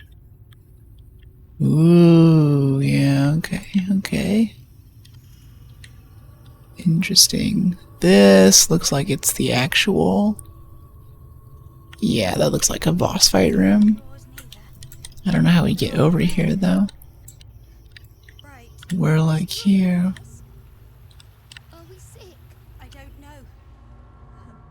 That's creepy. I hope so. It's dark. Okay, so we can go here. There's this. And then this goes over this way. Okay, these both come out to the same area. Okay, enough glitching the camera. Yeah, I think this is it. I think we just head upstairs now. I don't see anything else. I mean, it's Baldur's Gate, so I'm sure there is something else somewhere, but nothing that's incredibly accessible. Ooh. Oh. Gloomy Ascent. Lower City Sewers. What? We're back in the sewers? We haven't seen this room yet. No, well, we've been in here. The doors are open. Yeah, we've looted the chests. Yeah, some broken gargoyle stuff in here. Okay, this is like the back way into Cazador's palace then. For example, I could say Call of Duty is accessible from a mechanics view because it's simple. I could also say it has poor accessibility due to different playstyles. For the most part, you have to play COD a prescribed way to get the most out of it. Interesting.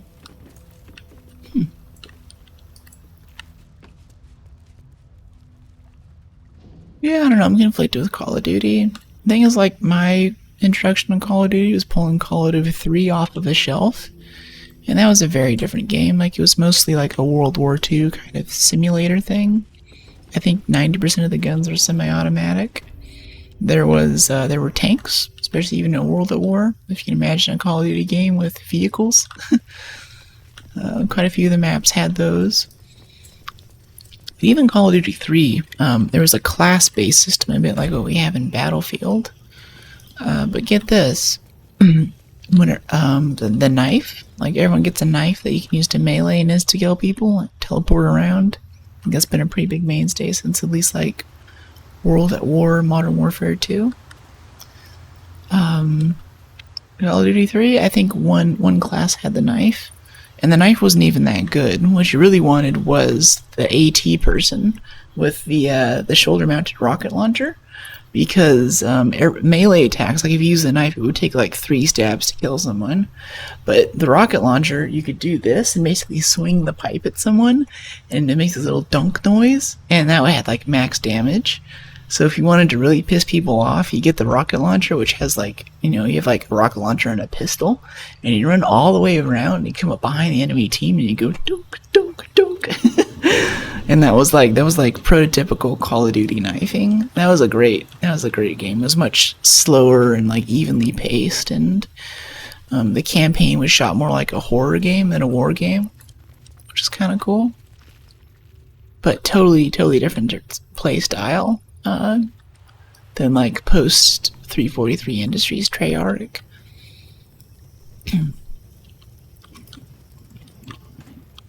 I wouldn't mind playing some Call of Duty on this channel though, like kind of run through the new campaign or AAA titles, or especially zombies. Love Nazi zombies. I mean, we started off playing Dark Tide, so that makes sense, right? Okay, what is this? This is back to the floating cages. And then up here, yeah, we fell down with a feather fall to this area. I think we can fast travel back up, but we might not have another feather fall scroll. So if we're done in this area, we have to be really sure that we're done. World at War is easily my favorite of the COD titles. There's a level of visceral that I haven't seen to revisit. Yeah. This almost had like a Halo Reach kind of sadness to it. And it was like cruel and scary too. Like, use the flamethrower on someone and there was a lot of like screaming and stuff. You really felt bad for the dude.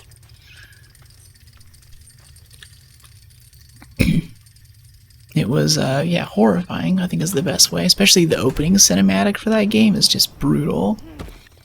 Like, disturbing, but disturbing in a good way. There's a little bit of like, the shaved head, not the main character, but kind of the main character of the story. Badass guy who you're with, but for the most part, I think it was Sergeant Roebuck in that game. It wasn't like this guy who's just invincible, Chad, like they have now in a lot of the titles. It's still based off of his character design, kind of. They kind of keep resurrecting him that way. But he was just as scared. Like whenever he called out orders, it wasn't like, attack the MG nest. It was more like, we gotta attack the MG nest, or they're gonna mess us up. Like, he sounded like frightened. Like, it was not a good time. And especially at the end of that game too, the first time you play through the campaign, you finish the campaign, you're like, yay, I finished it. And I have a tradition where, I guess I don't do this so much anymore, but I usually watch the credits. I might be on my phone or something, but I try to sit there and sort of take in how many people worked to get this experience for me. The credits ended, and then you wake up, and you're kind of hazy, and it's like, what's going on? Your eyes kind of like are half open. You're out in this misty field, and there's creepy music, and then off in the distance there's this dark figure. It's kind of limping. And then it starts running just at a full sprint and running. It goes pop, pop, pop, pop, pop. And right as it gets to you, its eyes start to glow. And then the screen goes black. And then in red, like blood, red letters, it comes up with Nazi zombies. And then, you know, it just like, it was like this side project that they started off in the game. And they just kind of put it in after the credits, not thinking too much of it. And then you spawn in and start surviving against these zombie hordes, and you're like, what is going on? Like, it was such an interesting intro for that game mode. You cannot fast travel from this area. Okay. Well, what do we do then? We can head here and go south. I'm really close to looking this up. Ooh, there's a platform here. See that? Unless it's just a pillar that's like phasing out of existence. Not enough space. Yeah, we can climb up there. Can't give up now. Let's see, let's do this and cast a fireball so we get our fly. Best get going. Right?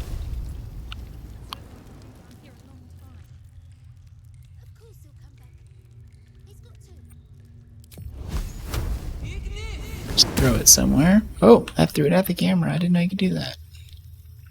I just want to get our little fly thing so we can fly up here. I don't think it's a thing though, if we can't, if it's not registering here.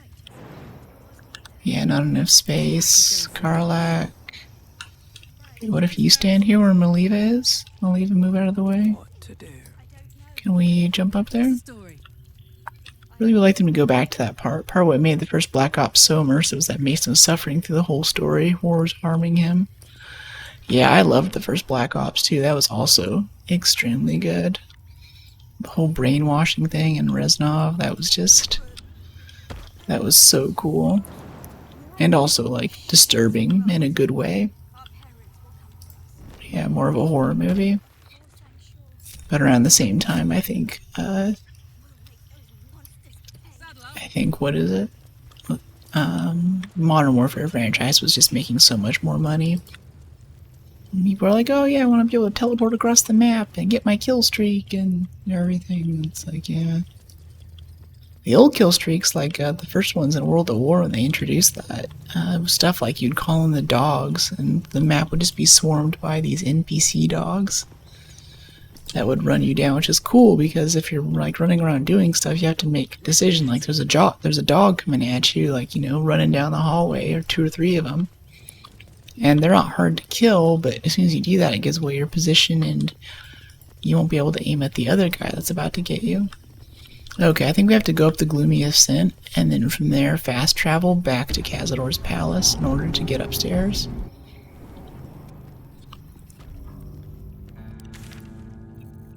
Okay, Worms Crossing, Cazador's dungeon. Yeah, not a palace, a dungeon. He's kinky like that. Okay, cool. So we're back over here. We've seen that. I guess we can try lockpicking this now, the center door. I don't know what's behind there. Lockpicking impossible. What if we touch it? It's like the door to the ballroom upstairs. This door features no keyhole. Oh. It does have an indentation for a signet ring. So these are also signet ring doors. Cool. The ring slots perfectly into place, and the door opens, assailing you with pungent, musty air. Pungent, musty. Pungent and musty. Okay, it makes me wonder, are there any other doors that we can open that might help us? No, I think this is gonna be the big fight room. Okay. Let me see. I gotta pee really quick. I'm a big fan of protagonists and even antagonists that I can believe. Max Payne has a wife and child indiscriminately murdered in the opening of the story. You're set to play the entire rest of the game after that because you want him to be okay. That's cool. I don't really know anything out about Max Payne. I know that it is a game, like I recognize the name, but I don't know much else. Eternally Bound. Okay, I'm gonna go pee really quick. Cazador will not let this spawn die. It is immune to all damage. Well, that just sounds great. Vampiric regeneration takes 10 hit, regains 10 HP at the start of its turn if it isn't in sunlight or has taken radiant damage or damage from holy water, in which case this trait doesn't function until the start of its next turn. Sunlight hypersensitivity. The creature takes 20 radiant damage if it starts its turn in sunlight, while sunlight has disadvantage on attack rolls and ability checks. Alright, necrotic resist, bludgeoning resist, piercing resist, slashing resist. Do they all have this? Hapdim? Hapdim. And a lot of children. Vampiric children, that's creepy. Back. He opened. Wow. Okay, alright, before we go up here and talk to these folks, I'm gonna go pee really quick, and we'll come back and probably start the big fight.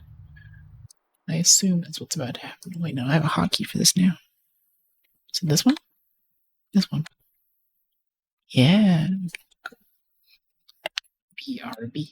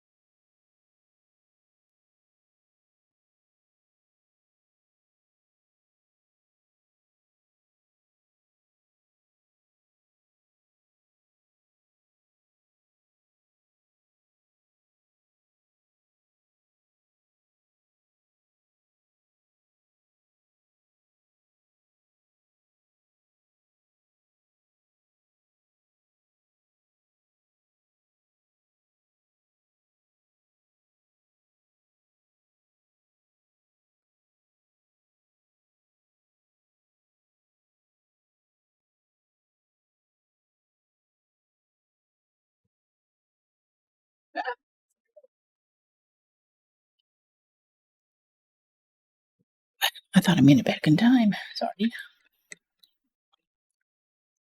Got distracted.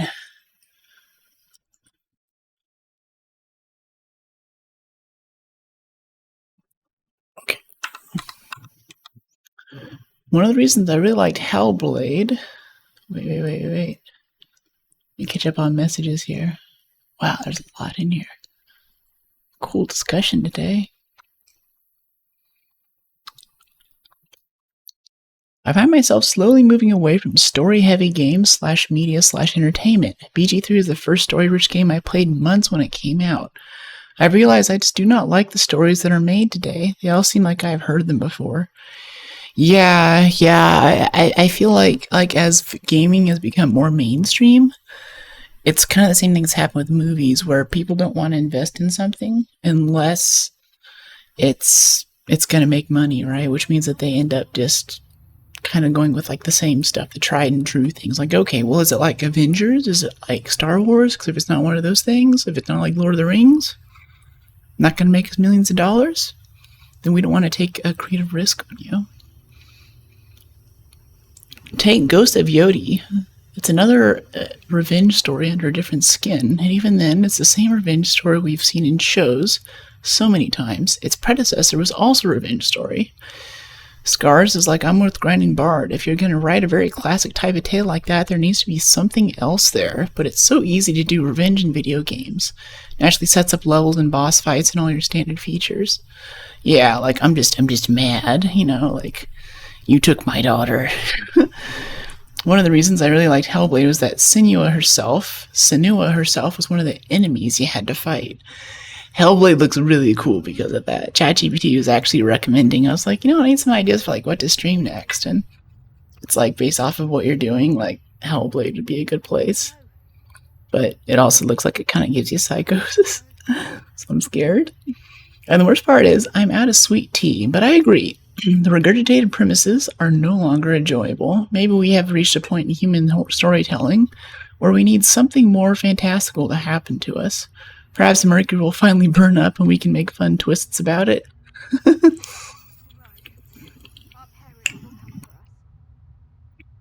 Yeah. Mercury will no longer be in retrograde. Alright, let's go talk to these folks. Approaching the cells, you're met with hollow-eyed Knew it. faces. There's an almost physical stink of decay and neglect. I used to live, Astarion? Hardly. Cazador didn't keep me in luxury, but I've never seen anything like this. Oh.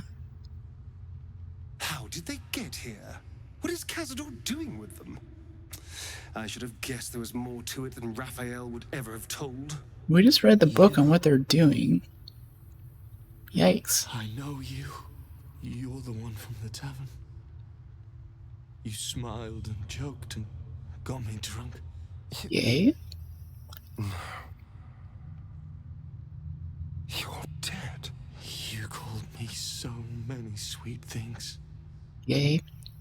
My name sounded like a lyric on your tongue. Sebastian, You remember me. you were handsome. Shy. You'd never been kissed. You taught me how. And then you destroyed me.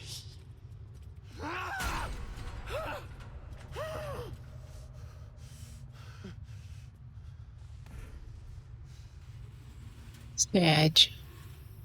It can't be.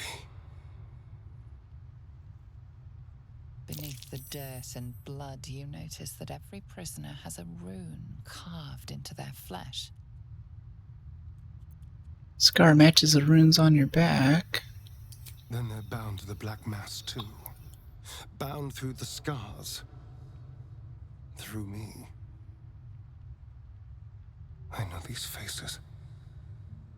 Every one that shares my scar. They're my conquests. I pursued them. Seduced them. Then brought them to Cazador. He told us he was feeding on them. But he turned them to spawn. So that's how he gets people. He just He seduces turned them. every last one, so we'd have souls for this cursed ritual. How long? What?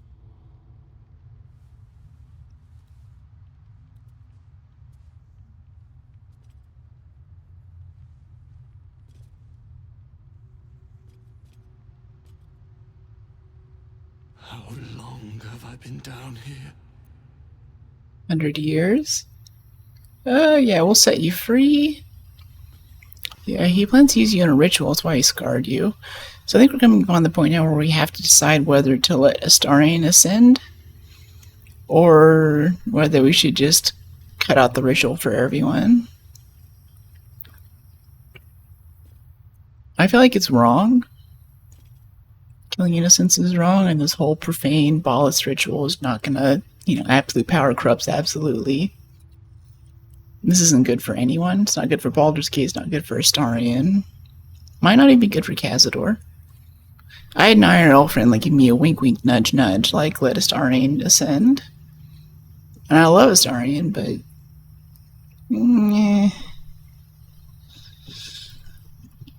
yeah, no one ascends in my book. Cazador plans to use you in a ritual. That's why he scarred you. Let's help. DC 15 advantage. That's what's up. Help.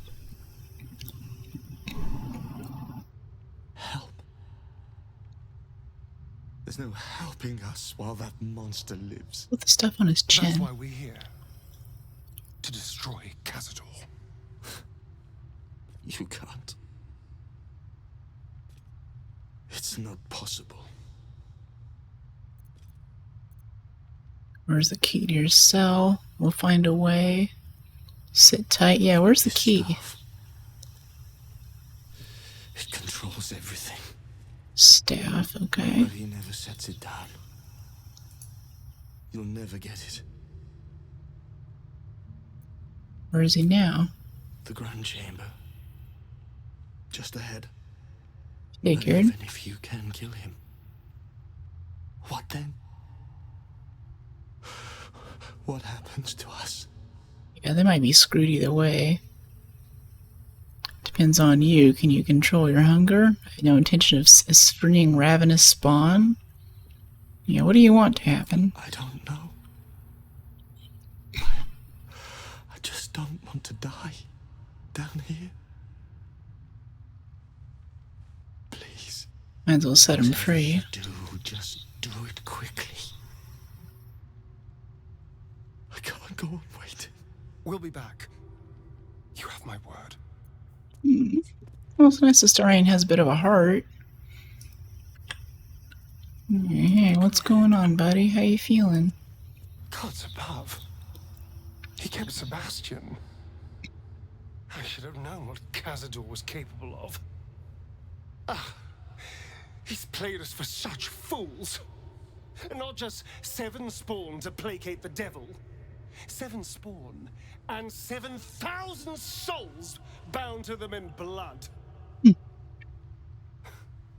Everyone, whoever trusted me enough to let down their guard, innocents, idiots, and the unlucky. It doesn't matter. What's your body count? I will Jeez. need to sacrifice them all if I want to perform the ritual. I think that one thing I do appreciate about Warhammer 40k, despite the Imperium of Man thinking the answer is always shoot first and never ask questions, things happen that force them to ask questions, and then the story goes everywhere after that. Yeah, 40k is very much like an ethical plotline, like a Starship Troopers, Helldivers kind of satire, but more hardcore, kind of. Yeah, like things like even like the Eisenhorn trilogy, which is great by the way, the books. Like he is like kind of a bad guy. He is kind of a Nazi in a way. And they're kind of dressed like it, but he kind of knows that, and they're not always sure, especially as the book goes on. Like, what is the actual price, and are what they doing is that right? It's a very difficult style of writing to do. I think that's what makes it so interesting and enduring too. You can save them. It's Cazador's cruelty, not yours, to have kept them alive this way. Thank you. Yes. This will all be over soon. It's just sickening. Seeing them again. I don't know what else. Okay. I'll give it a shot. By the way, is anyone here going to TwitchCon? That's coming up, and my friend was like, oh my gosh, it's so fun, you should definitely go. Like, I'm kind of down, but I also had another friend who was like really intent on going. She's really into Twitch. And she ended up leaving early because, I don't know, it was like, I don't know, I guess it wasn't what she thought it was, basically. I'm used to going to Vegas for other nerd conferences like DEF CON, you know, big hacker conference or something. But otherwise, I have no reason to be in Vegas. I don't really gamble. I don't really drink or party.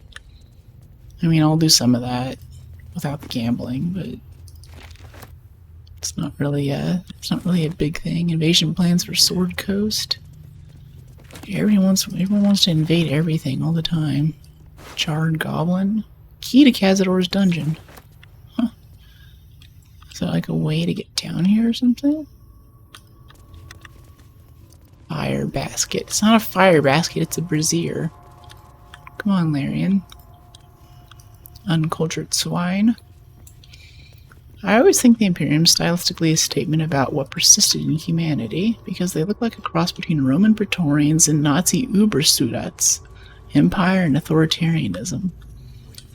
Gotcha. Like, if you reduce humanity to its base things, if it's constantly under attack and pressure, then Imperium of Man is what you get.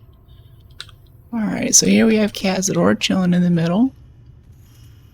Oh, he's pretty cute. Look at that, look at the cheekbones.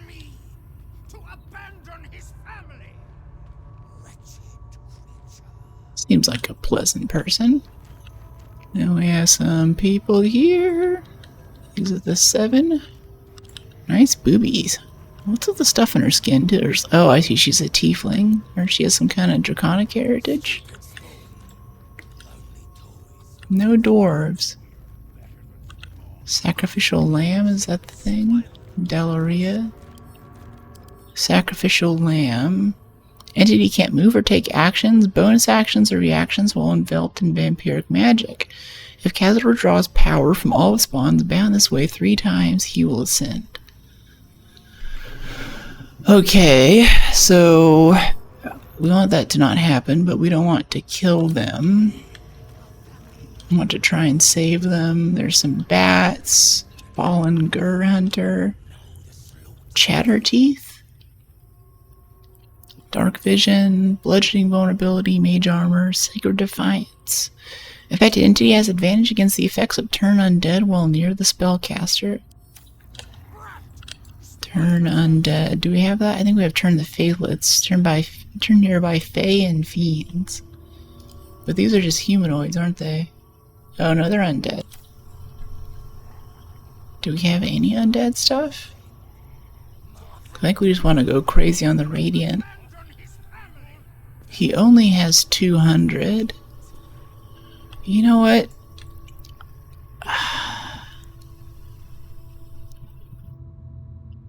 If it were me, I would just have I would have Saurian sneak up right there and just stab him. But I think there's some cool dialogue about to happen, so we're gonna send the tank in first, and we're just gonna walk up there.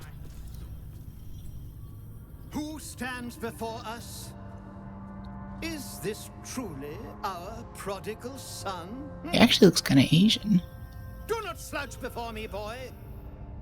Have you no respect for yourself? Look at you. Crawling back after abandoning your family. You should be begging our forgiveness. Keep back, do not intervene. You know about the ritual. We're here to stop you. He doesn't owe you anything. Yeah. Have you fallen so far that this speaks for you? This. I don't need anyone to speak for me. No, You always had a gift for words. Those little earrings. Those are I cute. fondly remember your empty boasting, your tired jokes, your endless prattle. No! Shut up! Got daddy issues. Careful, Starring. Don't lose your Do the head. cattle not know you, boy?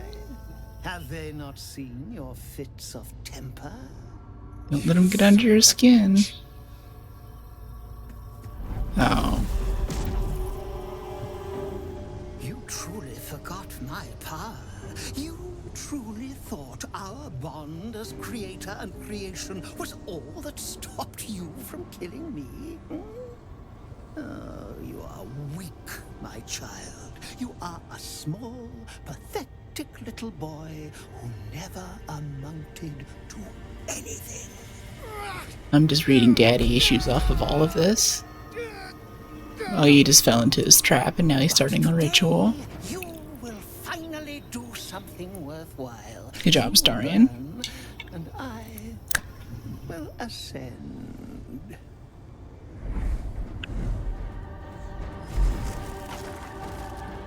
Oh, no clothes allowed. Oh, we just lost the Starion, so only 3 of us now. Stop him! Get me out of this! Now you want my help? Witness the birth of the vampire ascendant! Ecce Dominus! Alrighty then. The Starion still has great initiative even when he's bound. Oh wow, and we're at the end of the initiative order. Okay. Maliva might die here before she gets to go. Yeah, Cazador's crazy initiative. Call lightning. It's gonna be level 5 spell, level 5 counter spell. No lightning for you. Okay, 7 ritual sources, individually marked. Those runes. Kazzy's using them to suck the power right out of those poor fuckers. Kazzy. With the right woodwork, we could steal that power for ourselves. I don't really want to. That seems wrong. I think we should just try to kill the dude and end this. And yeah, we're just gonna stay here and let them all come to us, because if we get Karlach out of the range of the tank, even she might not be able to survive this first onslaught. So let's group up here, and then we'll do a ranged brace on something that needs to be hit. He's wisely hiding behind the pillar, that's pretty smart. Okay, we can hit this guy apparently. Predator werewolf. Nice.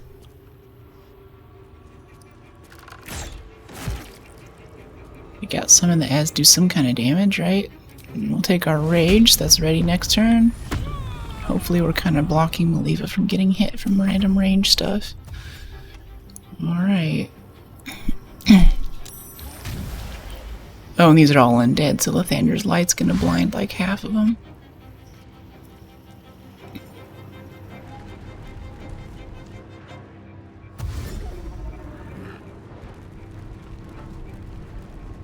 They're all grouping up for a nice AoE.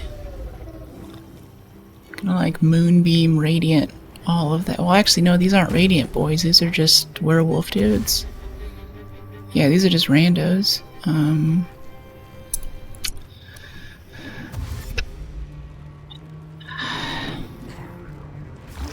Sacred Defiance on Cazador. Use Stench and hit all of his own dudes. Immune to Nauseous. Alright. Okay, cool. Now they're all on top of us. That's great. Wall of Fire. I don't know, Radiant stuff. Do we have any things here? Well, let's read a little bit first. We have the Sacred Defiance stuff, right? Sacrificial Lamb, temporarily hostile. If you knock out this enemy or flee from combat, it may harbor some resentment toward you, but will not remain hostile. Okay, if you knock them out.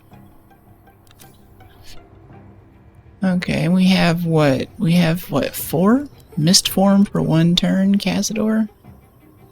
Immune to all non-magical damage. Status is removed by sunlight. Oh, okay. Yeah, we can give you some sunlight. It's no problem.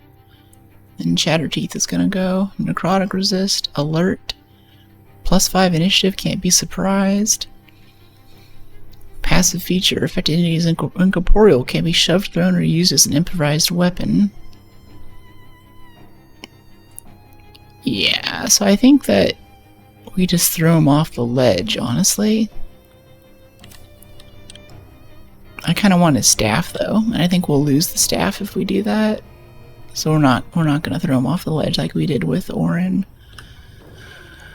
Okay, we're gonna be able to radiant these guys? Not really.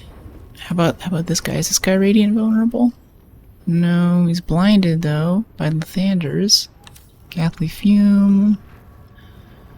Let me see, what's our level 6 spell? I want to use an upcasted wall of fire, but I think we're going to keep Disintegrate around. So instead we're just going to do a wall of fire. From like here to here, or from here to here. It's going to hit Shadowheart a little bit, but that's okay. Sorry, girl. Alright, bonus action. Wall of fire. Break active concentration. Target blocked.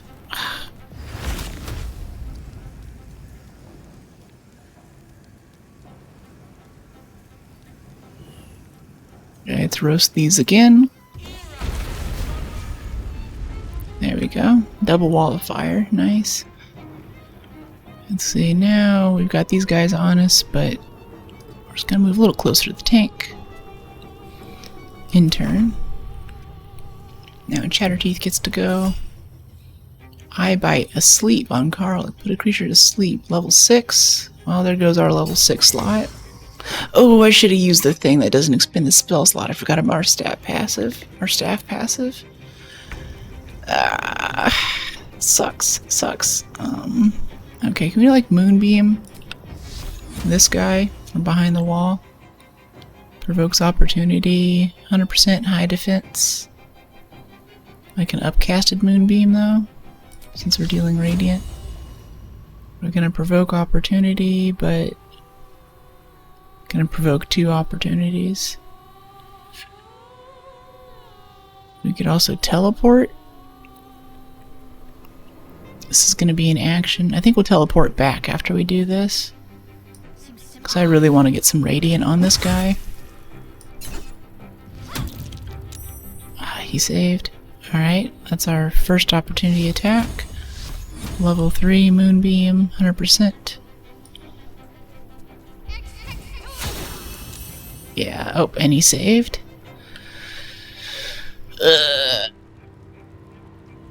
Okay. And then we can almost walk back over, but we can't, so we're going to teleport back to where we were standing. So we can keep doing tanking duties. Okay, so we got some stuff on him. What are you gonna do, boy?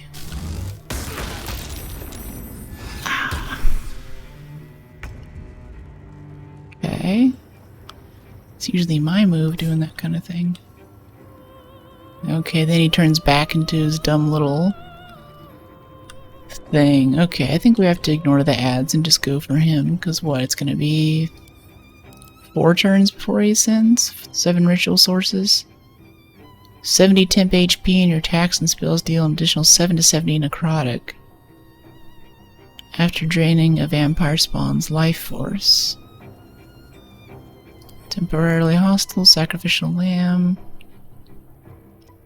Draws power from all spawns bound this way 3 times. All spawns bound this way 3 times. Like each spawn 3 times, or any spawn 3 times. From all spawns bound this way 3 times. So he has to visit each spawn and draw from them 3 times. 1, 2, 3, 4, 5, 6, I think?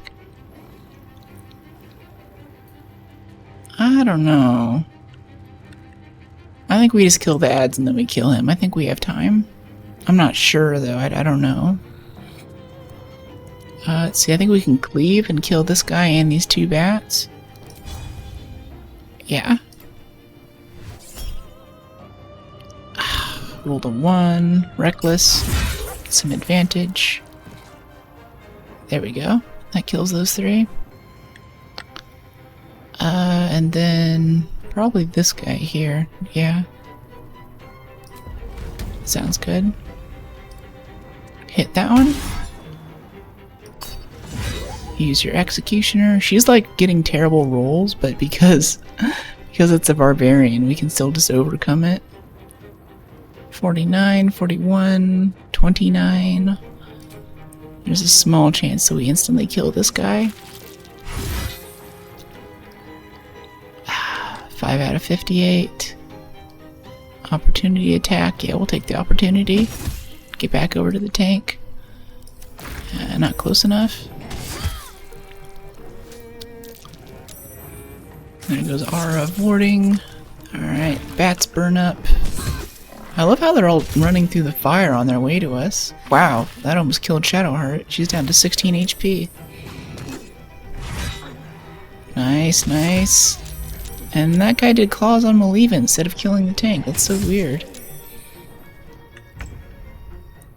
Okay, Shadowheart's gonna have to like heal herself or she's gonna get roasted pretty quick here. Alright, Cazador, can we like hit you, please? I don't know, let's ignore him. I'm gonna ignore him and just finish these dudes. Maybe we'll like fly over there after this. We could also banish him. Not enough movement provokes opportunity. Irritating. Gust of wind. Let's blow them all away from us. It's also gonna hit Shadowheart. Get a level 5. We can't get our level 6 slot back.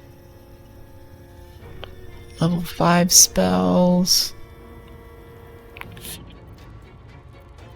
Could fireball some things. It's gonna hit Karlach, but she has resistance.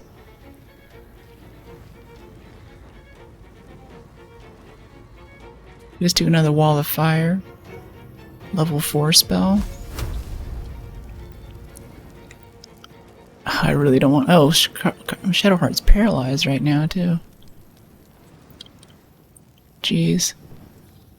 Alright, can we get these few without hitting Shadowheart, please? Probably these. Yeah, let's just get these few here. These 3. Since we're only getting those 3, I think we can use a lower thing. Yeah, level 3. Level 3 Call Lightning. Without hitting Shadowheart, please. Not really. Eldritch Blast, 3 beams of crackling energy. 19, 15, 56. They have necrotic resist. We can Ice Storm. It's gonna hit everyone. Now I'm kind of wishing I had that thing to not hit friendlies. This is kind of tough. I really want to go over there and hit Cazador. Okay, we still have bonus action stuff. I'm not really that big on recharging the things. Let's do this. And keep wearing down these guys. Yeah, these 3. If we can get these 3 here. I don't mind hitting Karlach. She'll be okay. She resists fire.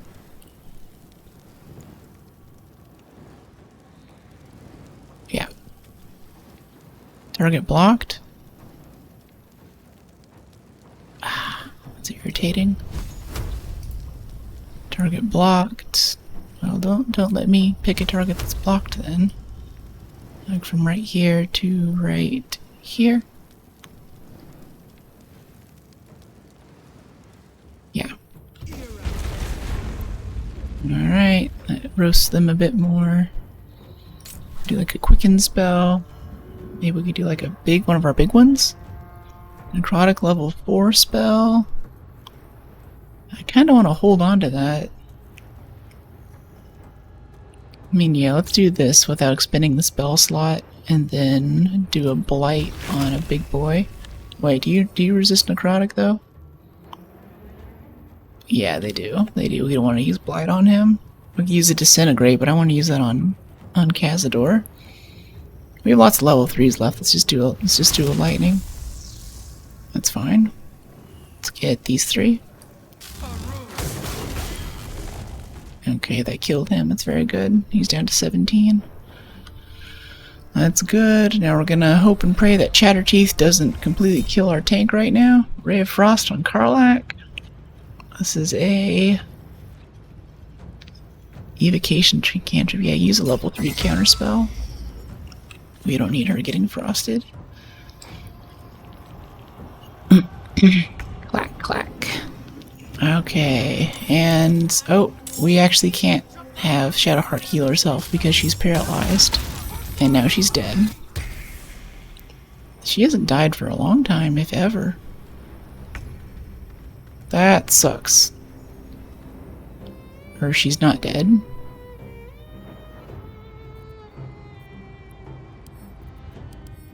Examine, Lathander's Light, threatened, disadvantage on attack rolls. Let's throw Supreme Healing at her. If I can right click it, my dude. Potion of Supreme Healing. Throw. I think I can hit Maliva too. That would be wonderful.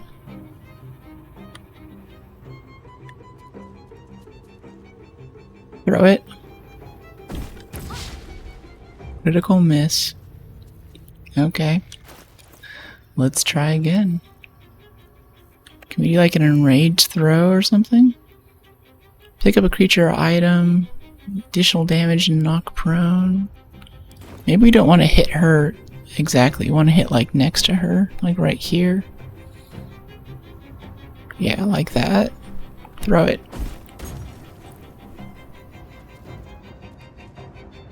I don't think that did anything. Ah, that sucks. Okay, can we like throw him off the ledge?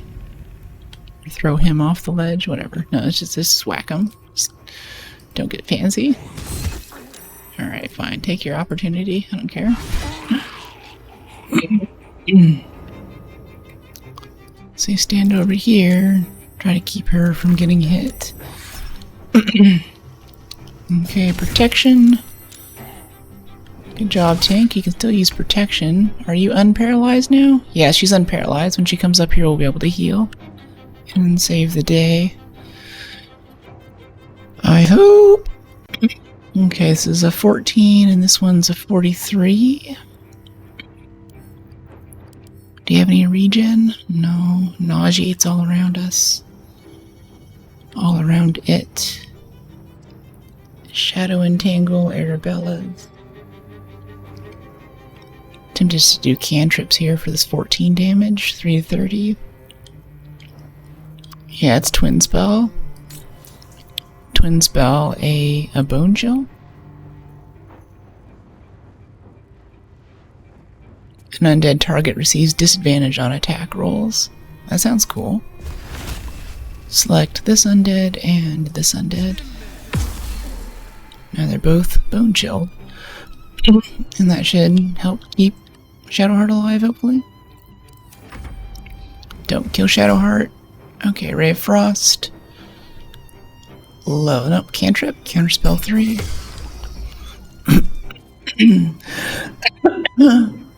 Maliva the Disc Priest. Alright, sick. Now we get to do some healing. This should hit everyone, right? Yeah, all 3 of us.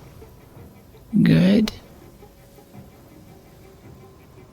Yeah, let's do that. And then we need a lot more healing for ourselves. Lay on hands. 40 self Shadowheart. Cool, now she's significantly less dead. Let's pop an aura of warding. Half damage from spells. I don't know why that wasn't active in the first place. Aura of protection, +2 to saving throws. I don't know why none of this was active. Maybe the paralysis ended it. That's why we're taking tons of damage. Looks like everyone's kind of hurting right now. Okay, now the bats are gonna come in. Wish that wall of fire was still up. Oh good, he came out of cloud form.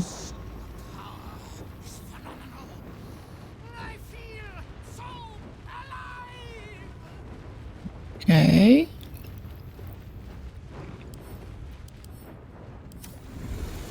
Oh crap.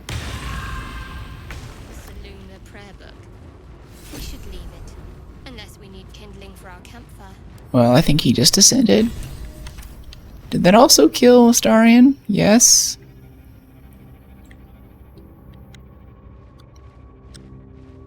That's lame. Astarion died. No time for a funeral. No thank you. Okay, so we just have to rush him. Yeah.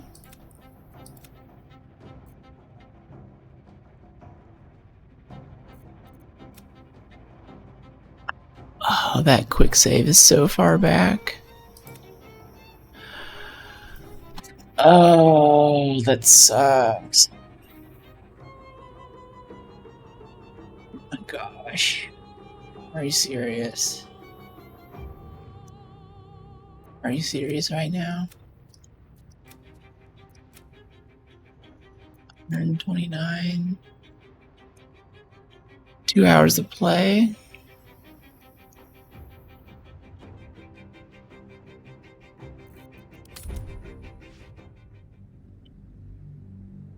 That sucks. Okay, so it's not that he has to visit each one 3 times. It's just... And, I don't know, so we basically just have to focus Cazador. We have to go hit him with Radiant and ignore everyone else. Oops.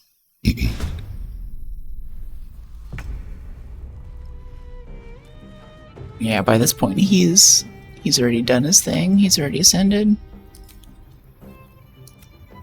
Yeah, I don't accept that. That's not cool. Just tell me how many turns I have to kill him. That's all that I want to know, instead of like reading 6 different descriptions. I'm a little pissed. I'm also pissed that we have to go all the way back now.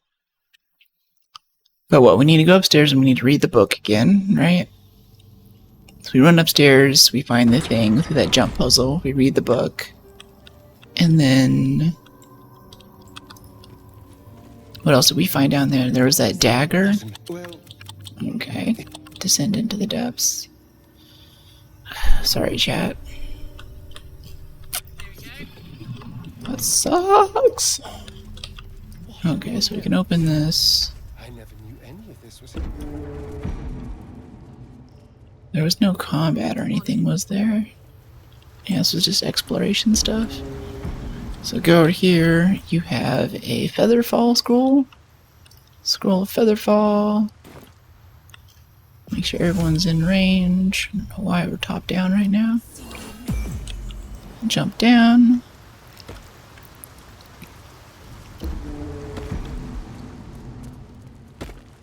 Okay, perception on this little chest here.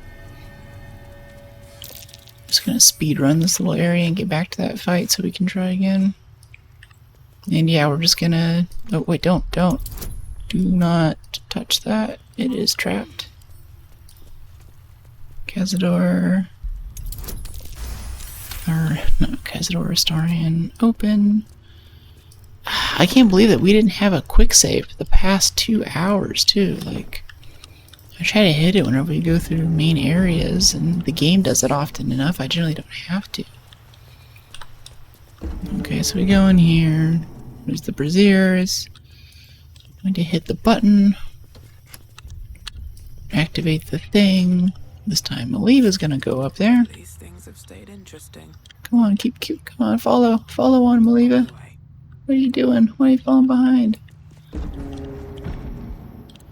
What are you up to? Wait, where is everyone? Oh, Maliva, did you... She didn't jump down. She doesn't have Featherfall. Okay, we'll teleport, fine. I'm not going back to do that again.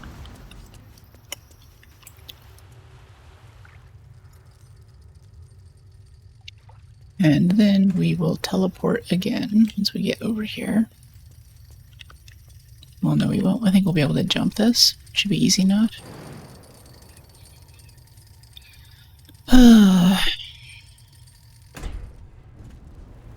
So sad that we failed Vampire Boyfriend.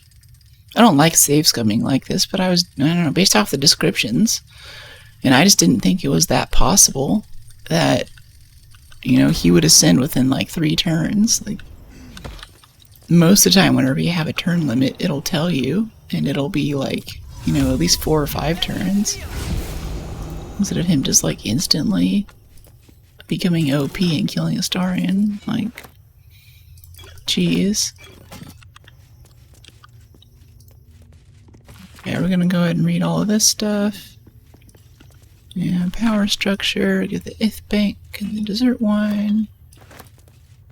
Ith Bank.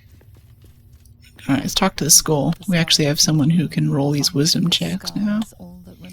Concentrate on the memory. We're still failing in them. We're not that wise. DC 20, okay. The second lesson is that power comes from solitude. To share with others is to be weak, and to be weak is to fail and die. Okay. Velioth recalls when Cazador rebelled. What is the third lesson? Got this one too. Velioth's third lesson is to act not in haste. A near immortal has time to plan, time to act only when others will pay the price of action. Velioth recalls Cazador, his lessons learned, killing him in the right. Velioth recalls the skulls. Okay, and he did the thing, put the scroll in his mouth, and the scroll now belongs to us. Can we jump back over here somehow? Ooh, we can, just barely. Ugh. Look at us, Maliva the athlete. I mean, like, we got the book and everything, we got the dictionary. I feel like we'd be able... There'd be like a journal entry that's like, hey, you know, 3 turns, or... Astarion gets pulped. But no. Okay, we already know what's up there. I think. I don't know, let's lockpick this. This goes back out to the sewers, right?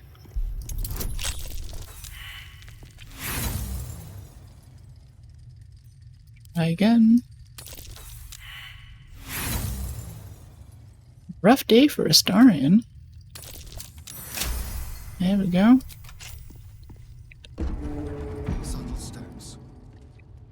Alright, cool.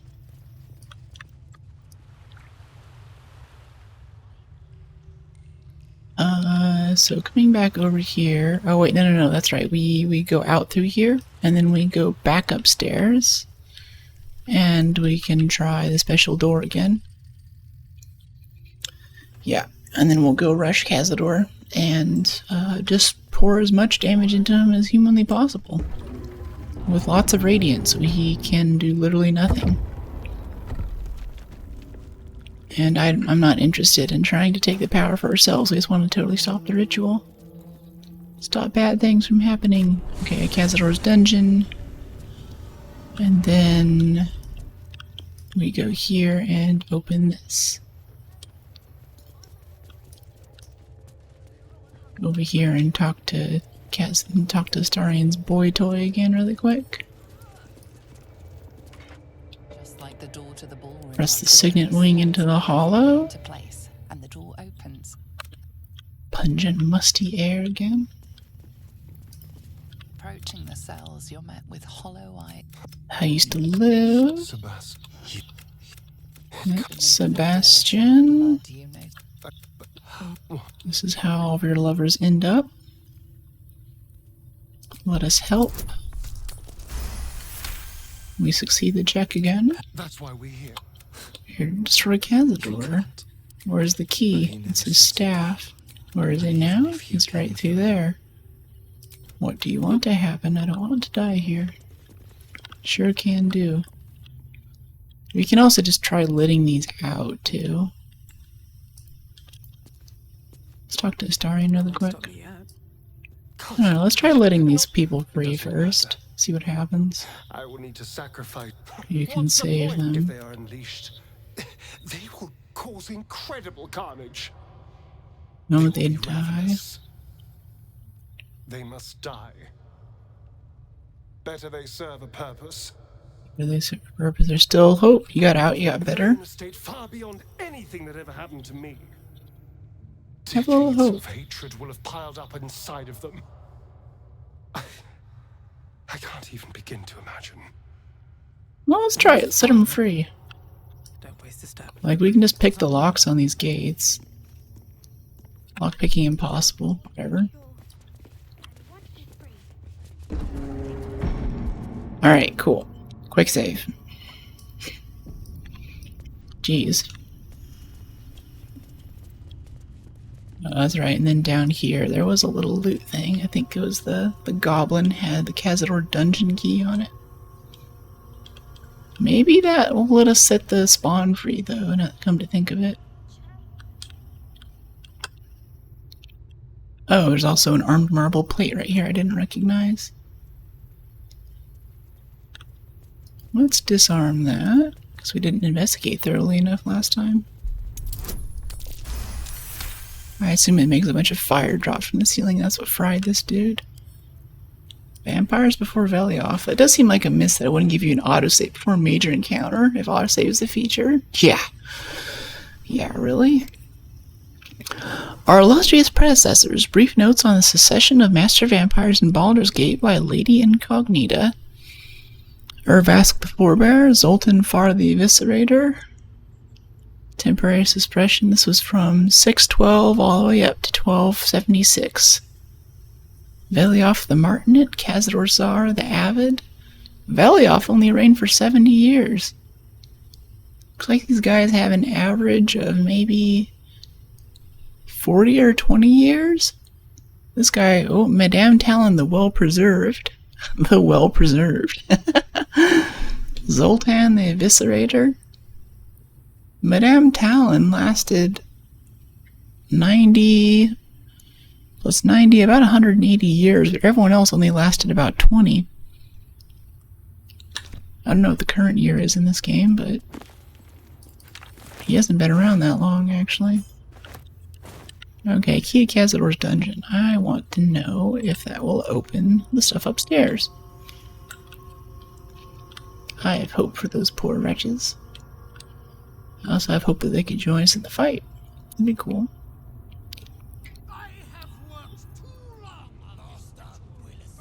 We just put a blade ward on him, protect him from the ritual.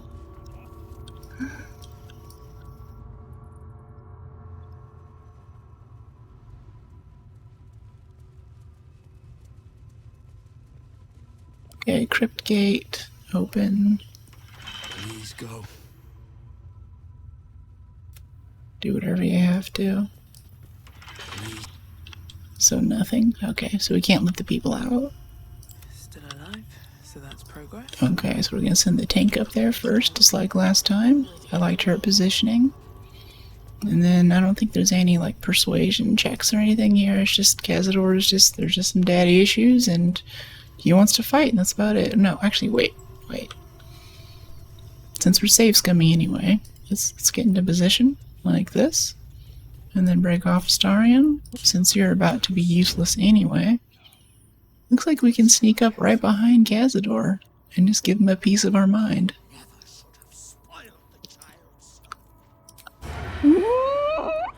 Here we go.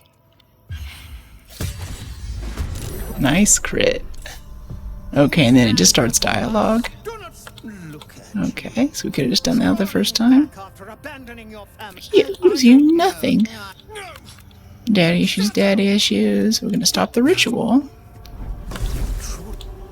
Fails to punch. And then he's bare-chested. Cazador Czar, Vampire Lord. Alright. Look at that. He's already missing a quarter. He's already missing 30 health. I wonder how that happened. Level 5 spell, level 5 counter spell. Yeah, you don't get to hit me with lightning. You gonna run away again? Yeah. Those runes. Kazzy's using them to suck the power right out those poor fuckers. Okay, so she can jump up there. I think we're just gonna get everyone to come up here right next to him. For now, we're just gonna wait, but then Maliva's gonna teleport, Shadowheart's gonna teleport, and then Karlach's just gonna jump. And that's how we're gonna do this encounter. I'm gonna stand right next to him and jump. Oh, surprised! Surprise round. None of them get to go. All right, yeah. So the first time around, we should have just cheesed it with the stupid thing. That's so dumb. That's so dumb. You can do that. You can stab him in the back and then still get dialogue and get a surprise round out of it. Like, that's insane. Okay, so we're gonna do this because the tank's gonna go right next to us after we move. Yeah, we should have just had Karlach jump up here. Oh, and the Lathandra's light knocks him out of the blood mist. Okay, so looks like just going balls out's the way to go here. Can you just hit him? But before you do, let's get Maliva over there. So everything's like together on this. Please teleport. Love that, love that, love that. Yep, because we got the surprise round. Karlach will be here in a minute. We could also just banish Cazador. We could stand on this circle, try to get a little bit of vitality drain. Okay, sunlight hypersensitivity takes 20 radiant if it starts its turn in sunlight. Honestly, I think we just pour damage into this dude. Let's start off with Shadowheart. See, can we move? I don't want to miss my shot. Sacrificial lamb, surprised. Yeah, very surprised. Okay, Shadowheart. I don't know if Radiant's gonna help here, but let's just do a Divine Smite with a level 3 upcast. Yeah, whack him 50%. That was good. Let's do another level 3 up class, Divine Smite.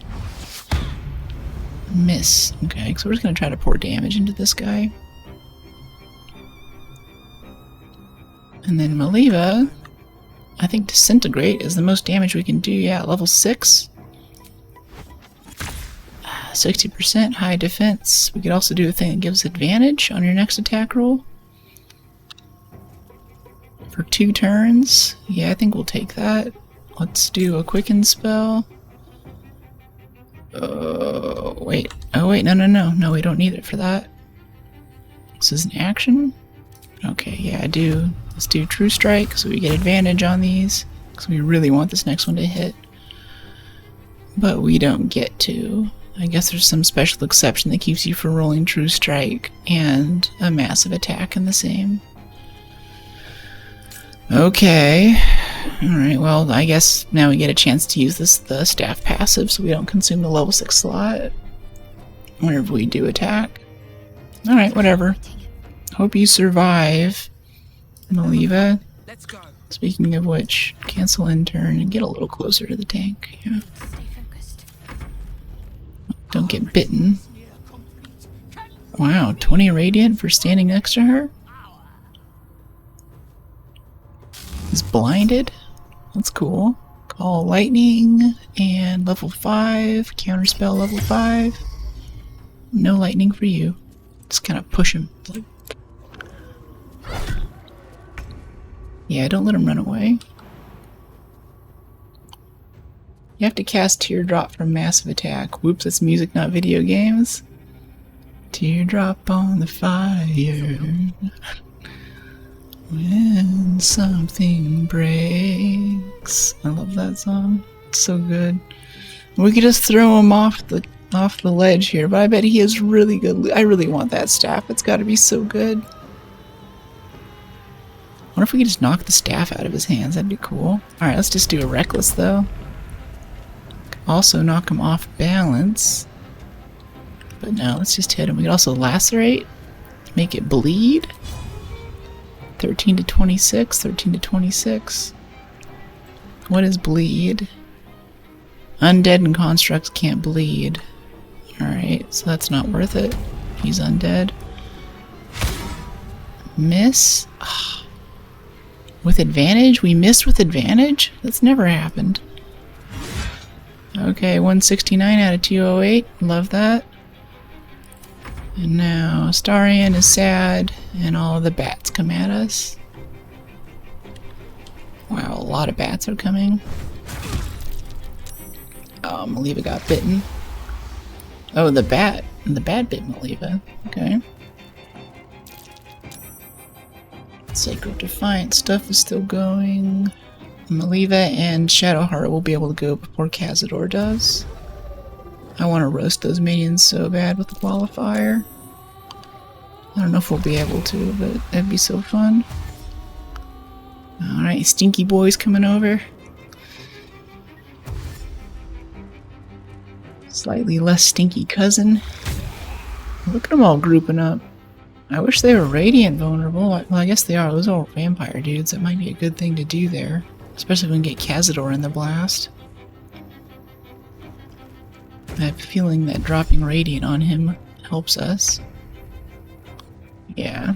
But honestly, we should just do Arcane Battery. This will not cost a spell slot. Quicken spell, so it's a bonus action.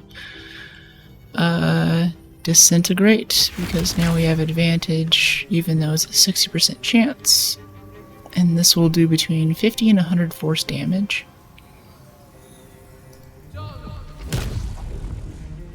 $76 damage. That's wicked. And we still have our level 6 slot. And now we can do it again with our main action. We still have True Strikes. We have advantage. 60% high defense. Hit him again. 65. He's now down to 28 health. That is ridiculous. Yeah, so much for our AoEs. I don't know, Shadowheart, can you finish it off? Can you win the fight for us? Binding Smite. Invoke a Heavenly Flare and possibly Blind. 9 to 26. 11 to 44. No one's taken damage yet. Olivia's taken 4 damage, but that's it. Sadly, I didn't learn of them until they got theme songs out of 2 great shows. House, MD, Teardrop, and Luther, Paradise Circus. Wow. Massive Attack as a theme song. That's cool. I'm okay, it's like a British television show. I know the theme song for I know nothing about the show, but I think that's okay if your favorite artist reaches enough success. Not everything has to be an indie find. Okay, here we go. 75%. 28. This might just kill him straight up. Come on, Shadowheart. Stealth. Wait, he just disappeared. Shadowheart failed a stealth check. Succeeded on a saving throw against Binding Smite. Astarion lost contention ritual opponent. Astarion is incapacitated as part of profane ritual until helped. Okay, so he's incapacitated until helped. Lost condition. Okay, so he's just set free. He's back in turn order again. I think that means Cazador's dead, but he just like disappeared. Did he stealth out or something? Like, I don't know what to do with that. Deadly Defiance, advantage against turn undead, nauseating cloud. All these vampires, none of them take radiant damage. Like, it's dumb. Provokes opportunity. Could just kill the bats. What am I kidding? We're gonna roast the bats, no problem. Provokes opportunity. All of this provokes opportunity. He might just be standing right there, though. So I kind of want to swing wildly. Somehow Shadowheart failed a stealth check, though.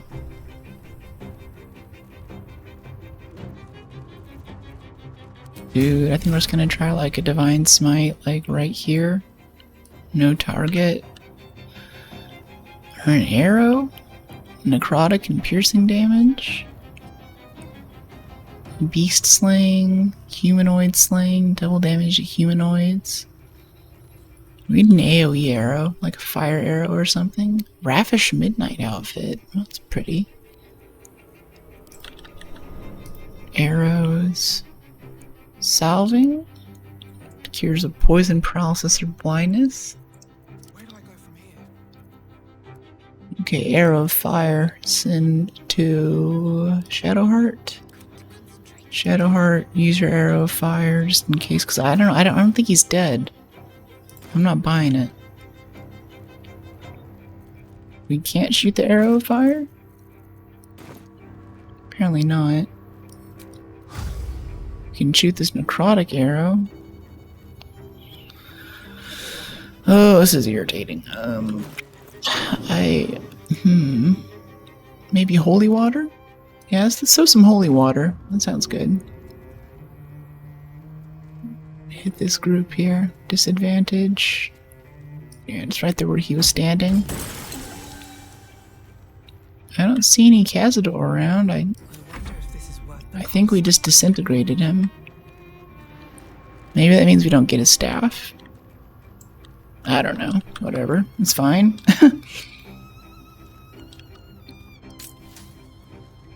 Ranged attacks are made melee attacks when you're adjacent to a hostile creature. Yeah, that should always be active. I don't know why that would be turned off. Asleep on Karlak, level 6. Level 4 counterspell, please. Ah, I got her. Karlak is now sleeping. Alright, Starian's back in play. Good job, buddy. Duplicates of yourself. Do an expeditious retreat and kind of dash over there. He has so long to go that I think we better just teleport. Yeah, let's start by teleporting, so we're going to take opportunity from the bats.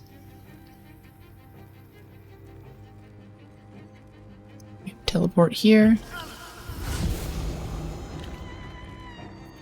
And then, can we jump? Not enough movement. Not enough resources. Bonus action. Can we fly? Ability to fly upon yourself or the ally. 10 turns. I don't think that'll give us extra movement to be able to use flying, though. So we can just take out some of these bats. Like do an offhand. No, we don't have a bonus action for it. Alright, let's take that one. Provokes opportunity. Let's get as close to our friends as we can. And Karlak, who is now asleep. How do we get sleep off of you? Sleeping. Removed by taking damage or when held. Yeah, reroll that crit to Starian.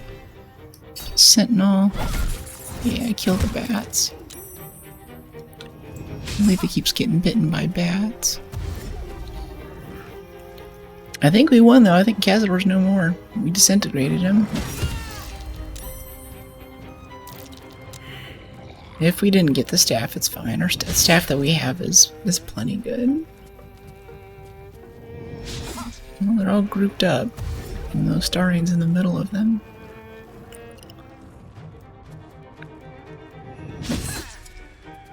Nice dodge, Maliva. You never dodged that. Alright, I feel like we can just ice storm this whole area. Yeah, I think that's gonna help us a lot more than it's gonna hurt. It's gonna hurt. Yeah, go for it. It's gonna make everyone. Yeah, all of us saved because we're cool like that. Let's get a level 5 slot back, if only for counter spells. And we're out of bonus actions. That's the end of her turn. Okay, Shadowheart. See, Starian, he's not really taking damage, so I think we can Oath right now. Yeah, let's pop it. We could also do, let's see, Protection Energy, Restore Vitality bonus action. Protect an ally against aberrations, celestials, elemental fiends, and undead. Okay, Karlak's up now too. Or we could just whack someone. Let's just do that.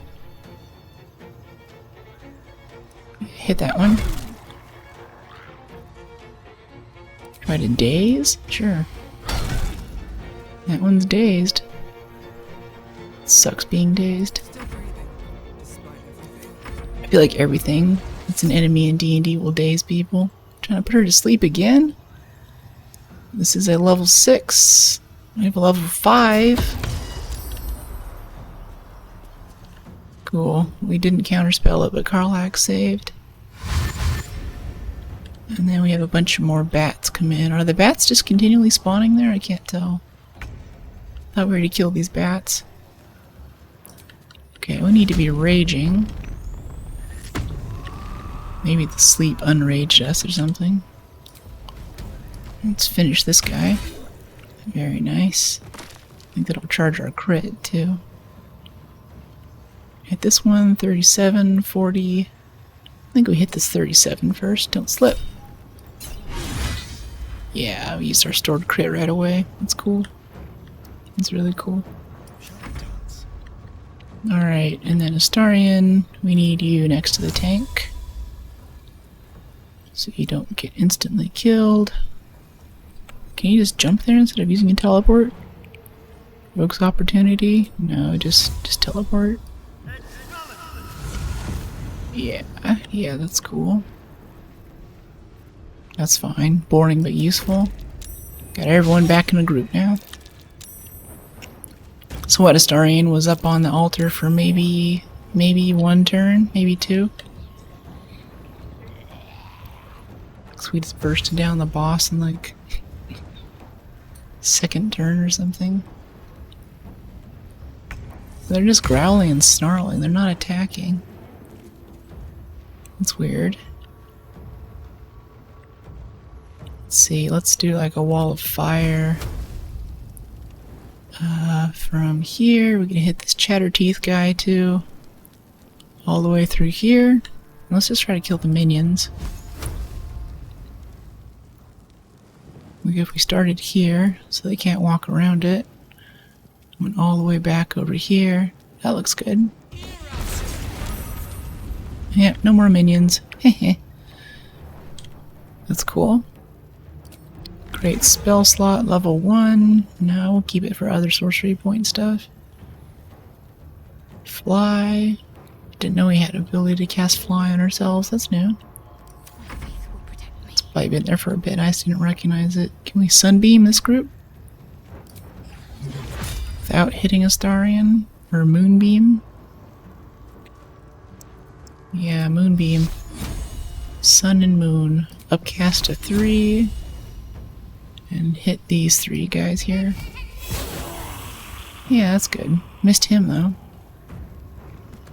Gain advantage on celestial fiends and undead. Yeah, that sounds good. In turn. He really wants Karlak to go to sleep. And he's succeeding. It's okay, you can run in the fire, I don't mind. Let's see. Too heavy to throw, not enough resources, action. You don't have an action to do stuff? What? Luck points. True strike. Okay, we only have an offhand. Could get a little snack. Guess not. Offhand.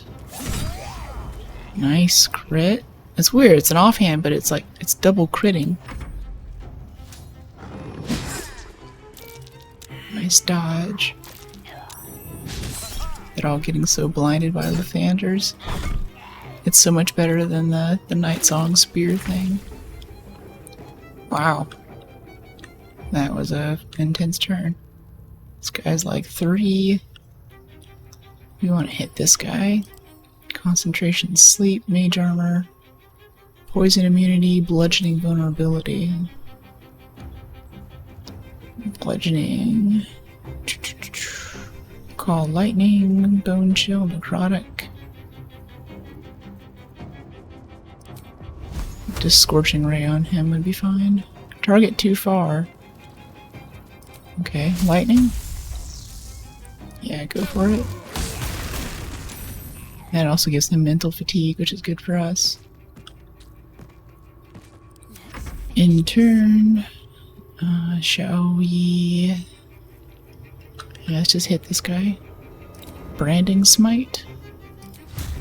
Melee variant.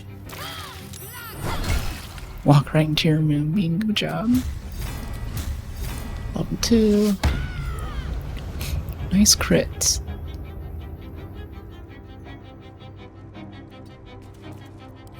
In turn,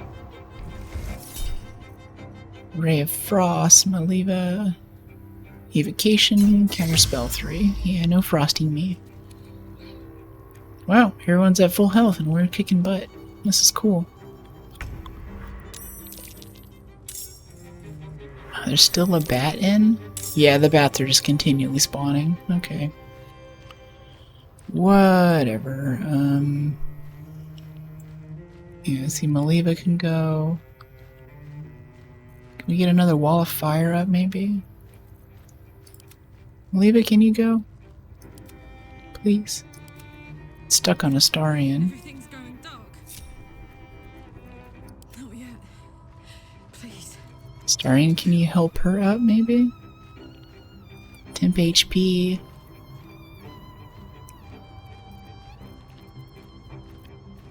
Really? Well, we can teleport over to him. That sounds cool. Somehow we have advantage. Wow. Now Karlach's no longer asleep because his concentration's broken. Can we twin spell? Some cantrips. Get these bats out of here. Target too far. Path interrupted. Okay, twin spell. Firebolts 1 and 2. Cool. And then head over this way. Ritual sources 1. Movement speed increased by 3 feet. 10 temp HP, and your attack spells deal an extra 1 to 10 necrotic damage. Okay. Oh, but then it like...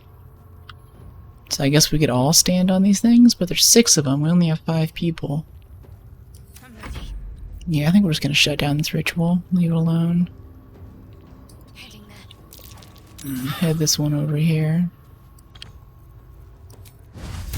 Let's get a compelled duel, which he saves on. Alright, ranged attack.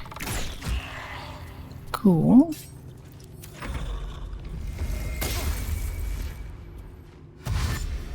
Nice miss. And this is gonna keep spawning bats. Guess it's part of the ritual. Alright, Chatterteeth's out of there. Take a bite out of a bat. So you're happy.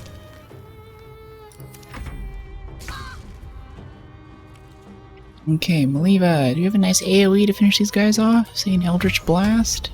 1, 2, and 3. 3. 3. 3. I don't know if we missed one there or what. Could have just twin spelled for all that. Alright, go whack this. This should finish the encounter. Alright, cool. Short rest. Alright, time to see what new horrors waiting for us. And then these guys are still stuck up here. So what do we do about that? Sacrificial lamb? How do we shut down the ritual? Can't take reactions. Talk to Astarion. Now? Not when Cazador's finally mine! Hurry, to his coffin! It's time to end this. Oh, okay. We're still fighting Cazador. Can we long rest? Cannot fast travel.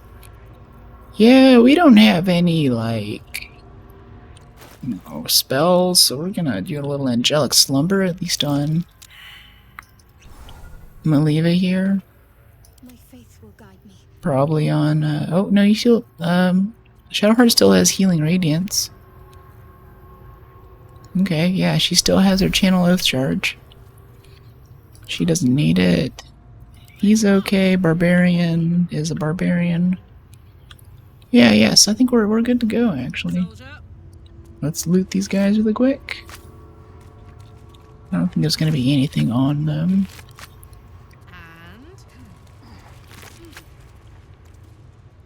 And We could just do the Rite of Ascension right here, but I think we're just going to walk away from this, and once we kill Cazador, this will all be over. Quarterstaff, alright. Cool. Where is his coffin, though?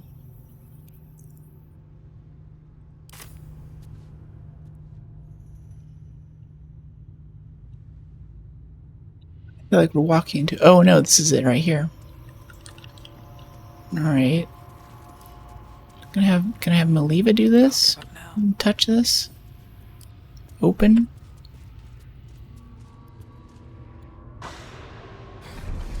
Ooh, he's naked. No healing sleep for you. Wake up! Jeez. Get your hands off me, worm! I'm not the one in the dirt. Jeez, put your shirt on.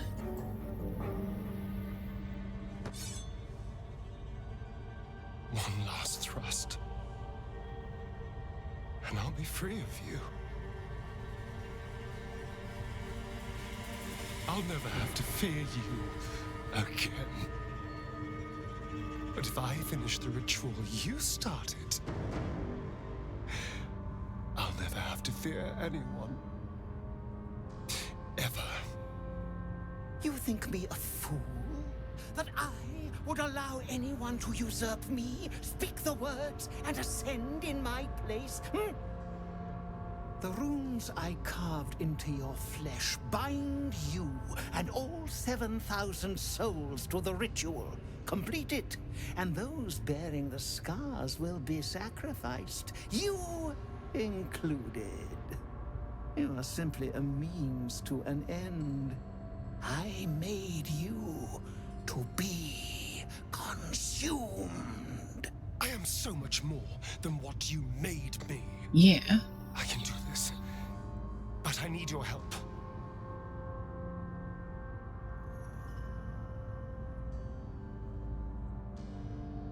What do you need? It'll kill these people.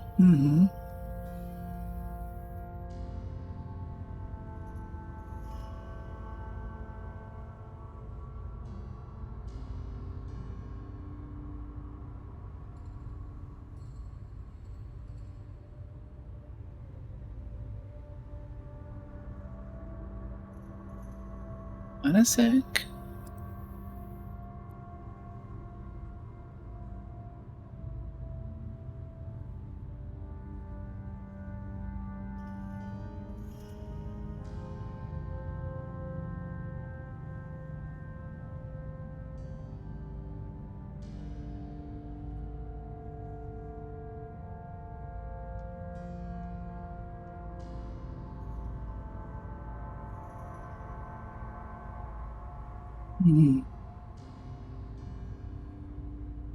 Okay, what do you need? Help you complete the ritual? Yeah, if you complete the ritual, you'll be consumed. Trust me.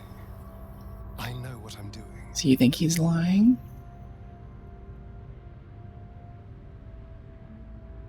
If I help you complete the ritual, it'll kill all these people. It's not These right. people died years ago. Trust me on that. All that's left are feral spawn, desperate for blood. Sebastian seemed like an okay If they release dude. them, how many people will they kill? Tens of thousands, hundreds of thousands? But if I complete the ritual, think of the power I'll have. With me by your side, we can save the city. We can save ourselves. Why don't you live a life you're proud of? You can't be proud of this. Yeah. The insight ones try to see what's driving this is interesting too, but I think we know him well enough. He's like afraid. Ooh, critical. We're so persuasive. You're right. I can be better than them. Yeah.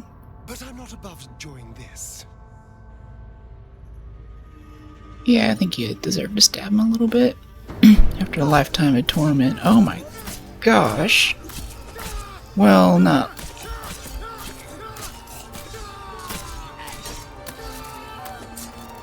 Jeez. Okay. I think one little flourish would have done okay.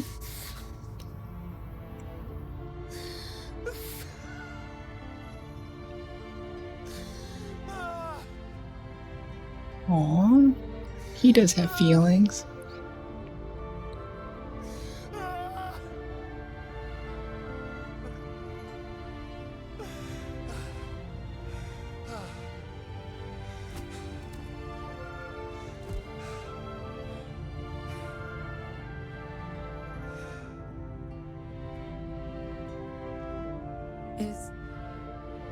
Is it over? Is he?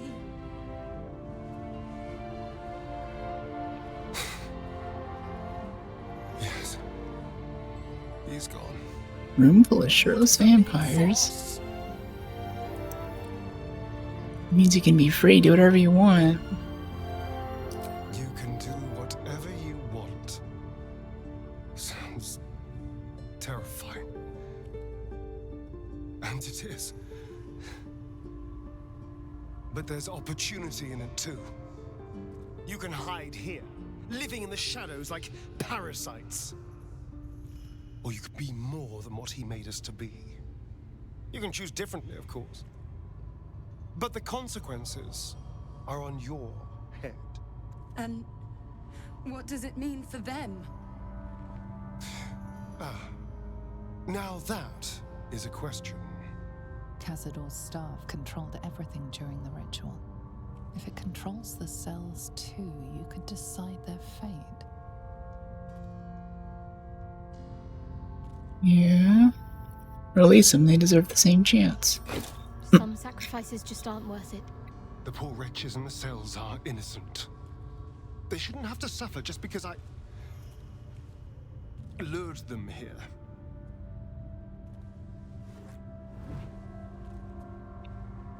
The cool staff. I hope you're not going to keep that.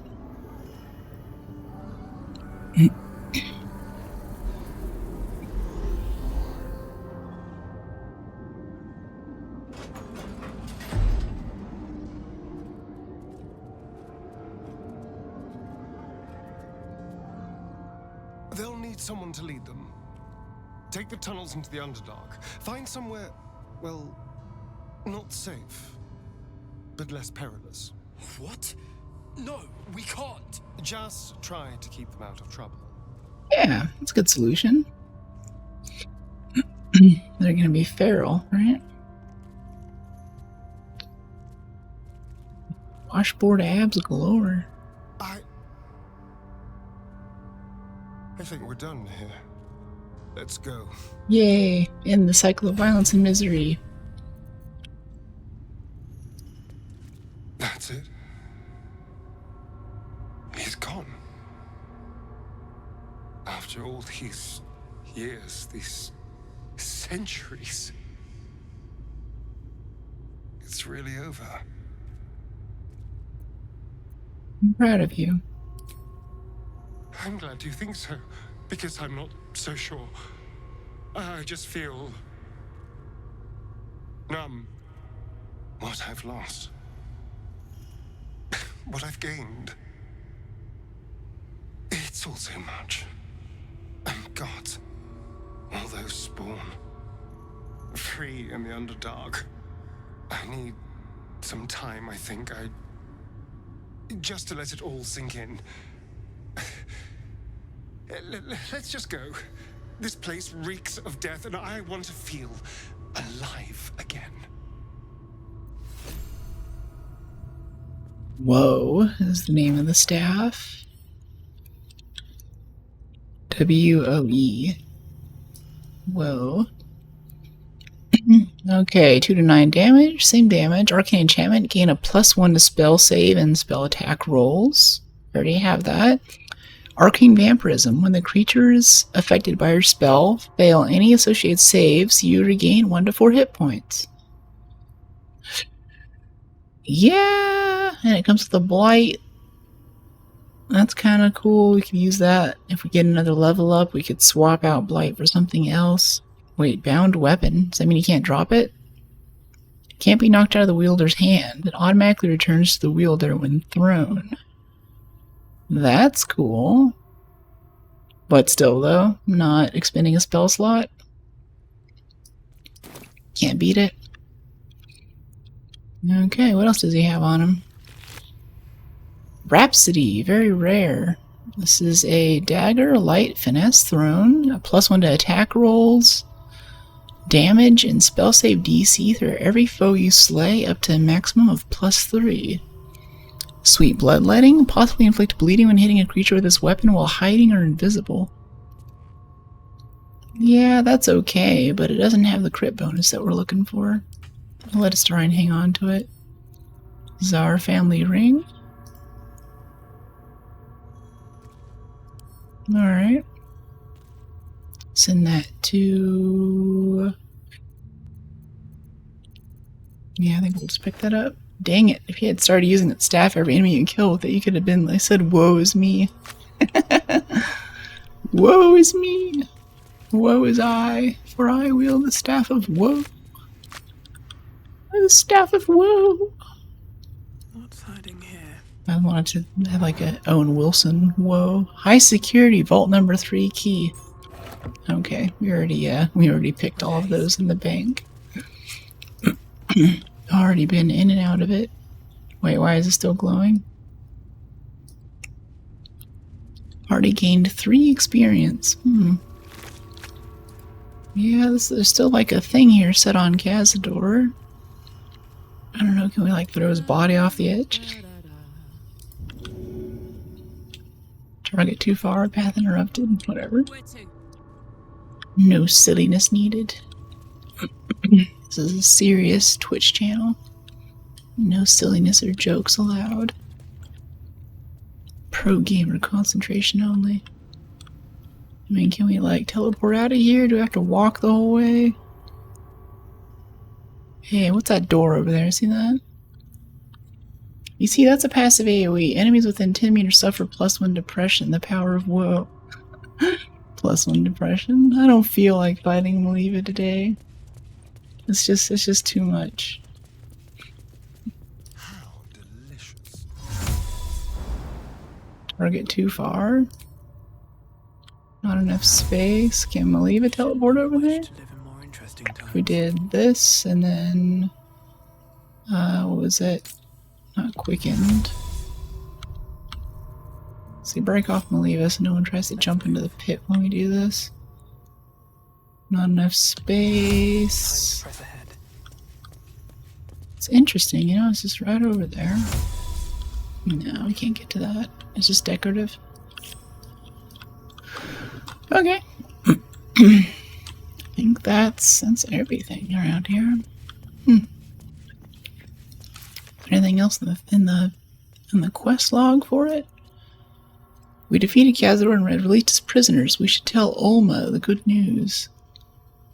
Olma, I guess that's one of the people upstairs. Wow, we're basically out of quests. I think we go fight Gortash and then deal with the Elder Brain. And that's gonna be it. The Gur people are grateful for our role in taking down Cazador Czar. We're sure to have them by our side, come what may. Disable Steel Watch, control Elder Brain. Could dominate the Elder Brain and have 1,000 kingdoms at our command. Destroy the Elder Brain. It's too powerful to let live. Destroying it may be the smartest thing to do. Yeah, definitely. We obtained Orin's Netherstone. We can show it to Gortash if we want to follow through with his proposition.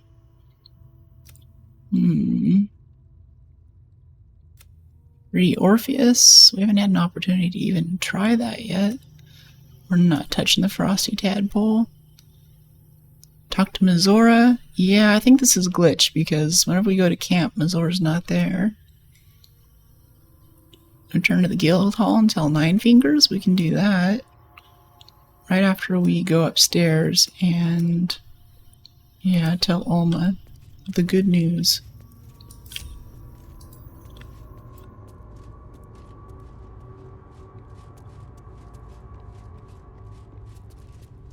Cursed to put my hands on everything.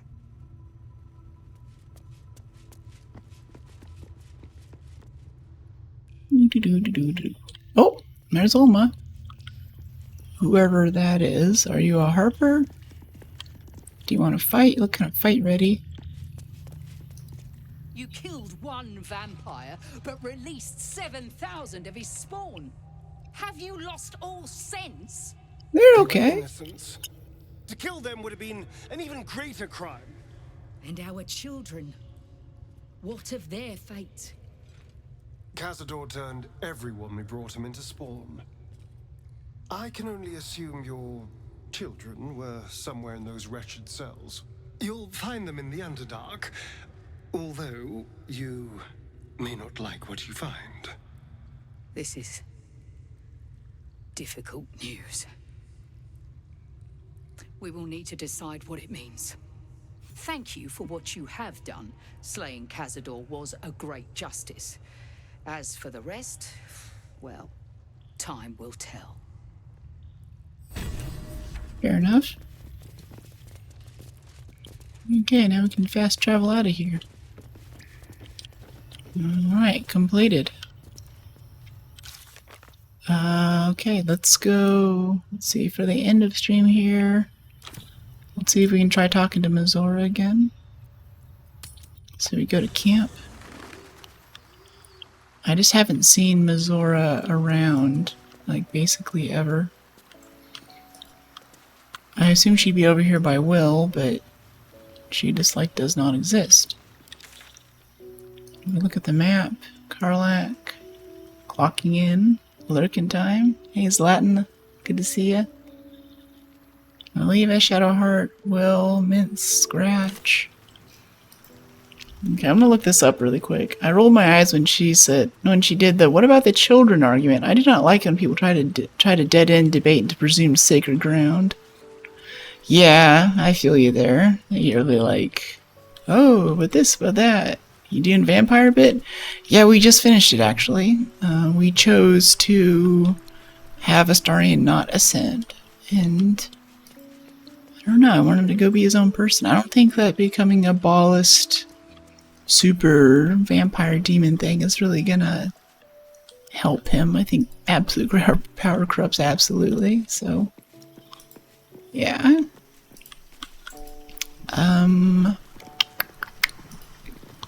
Let's see. Will. We're trying to find Mizora. She's supposed to be in camp, but she's like not around. So I think it might be glitched. Yeah, for this, yeah. Grand Duke Ravengard is dead. Will's patron Mizora awaits us at camp. Perhaps she can help. I'm gonna go look up Mizora not in camp glitch. PG3 Mizora not in camp.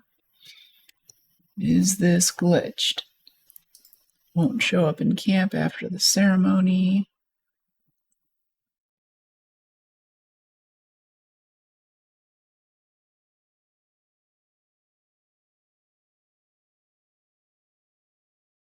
Yeah, definitely.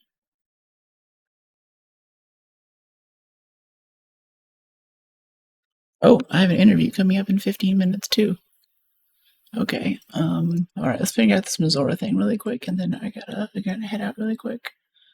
Doing an interview on Zoom. Do you have a dog? No, why?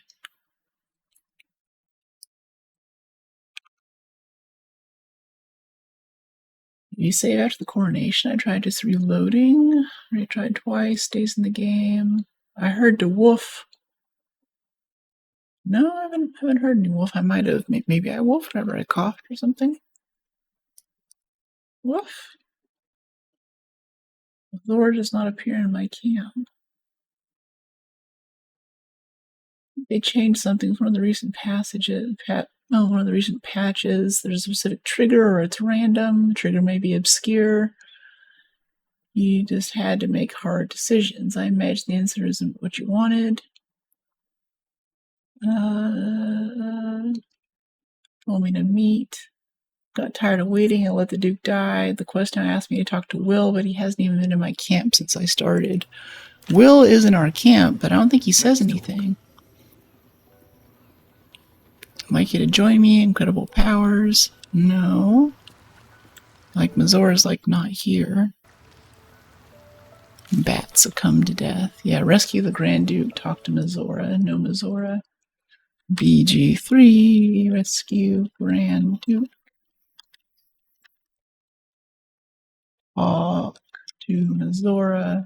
I guess rescue Grand Duke. No Mazora in camp. How about that?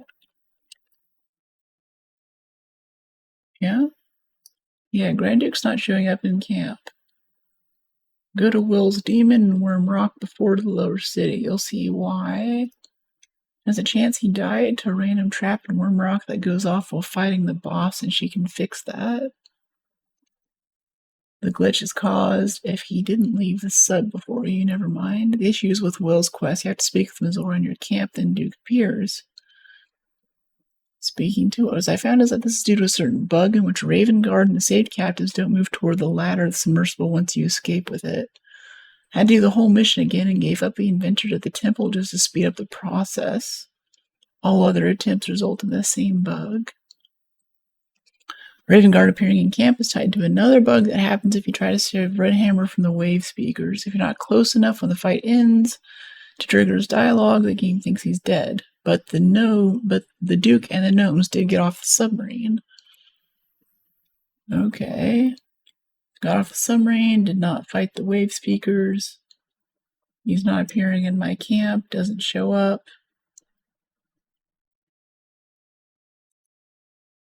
So maybe go back to the sub.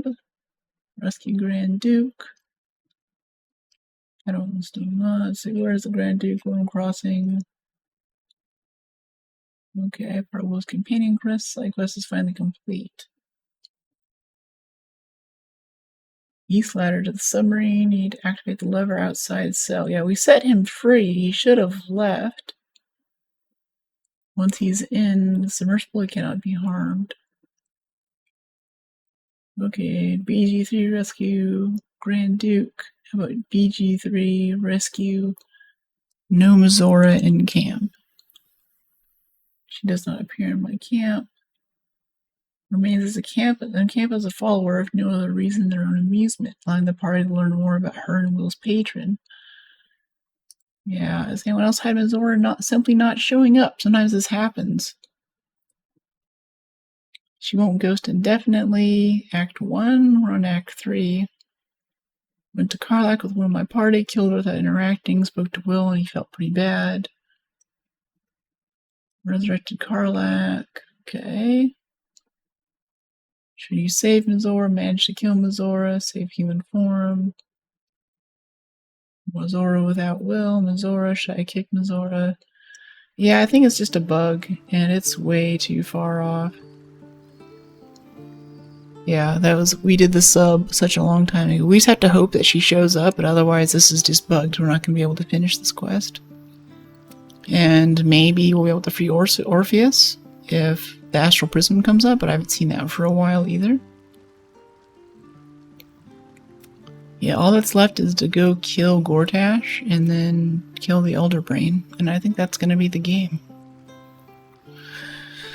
Well, that'll be stream for today. Thanks so much for dropping in. Sorry, Zlatan, you just dropped in as we were wrapping up here. I might jump back on today. And let's see, for some of you might not see me for a little bit. I'm going to be traveling. When do I fly out? It's not tomorrow. I fly out on Saturday. No, Sunday. So maybe I'll do a stream Saturday before I leave. And then I'm gone for like 2 weeks. I'll still be active in the Discord. And yeah, let's see, 1, 2. Yeah. About a week and a half, but really 2 weeks in terms of stream time. So next stream will for sure be October 16th, 9 a.m. Pacific. But I'll be around, and while I'm there, we can do some, especially if you guys are like active in Discord, even though I'm jet lagged, like we can think about doing like a Discord call for the community or a Twitch chat or something.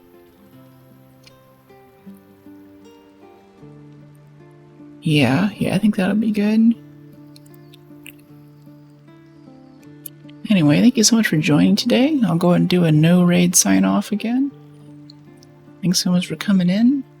It's good to see everybody. Drop into the Discord, exclamation Discord or exclamation commands. See other commands that you can do to get the link. Talk with me offline along with everyone else. And, I don't know, I drop pictures in there. We talk about video games, coding, stuff like that. Anyway, have a good one, everyone.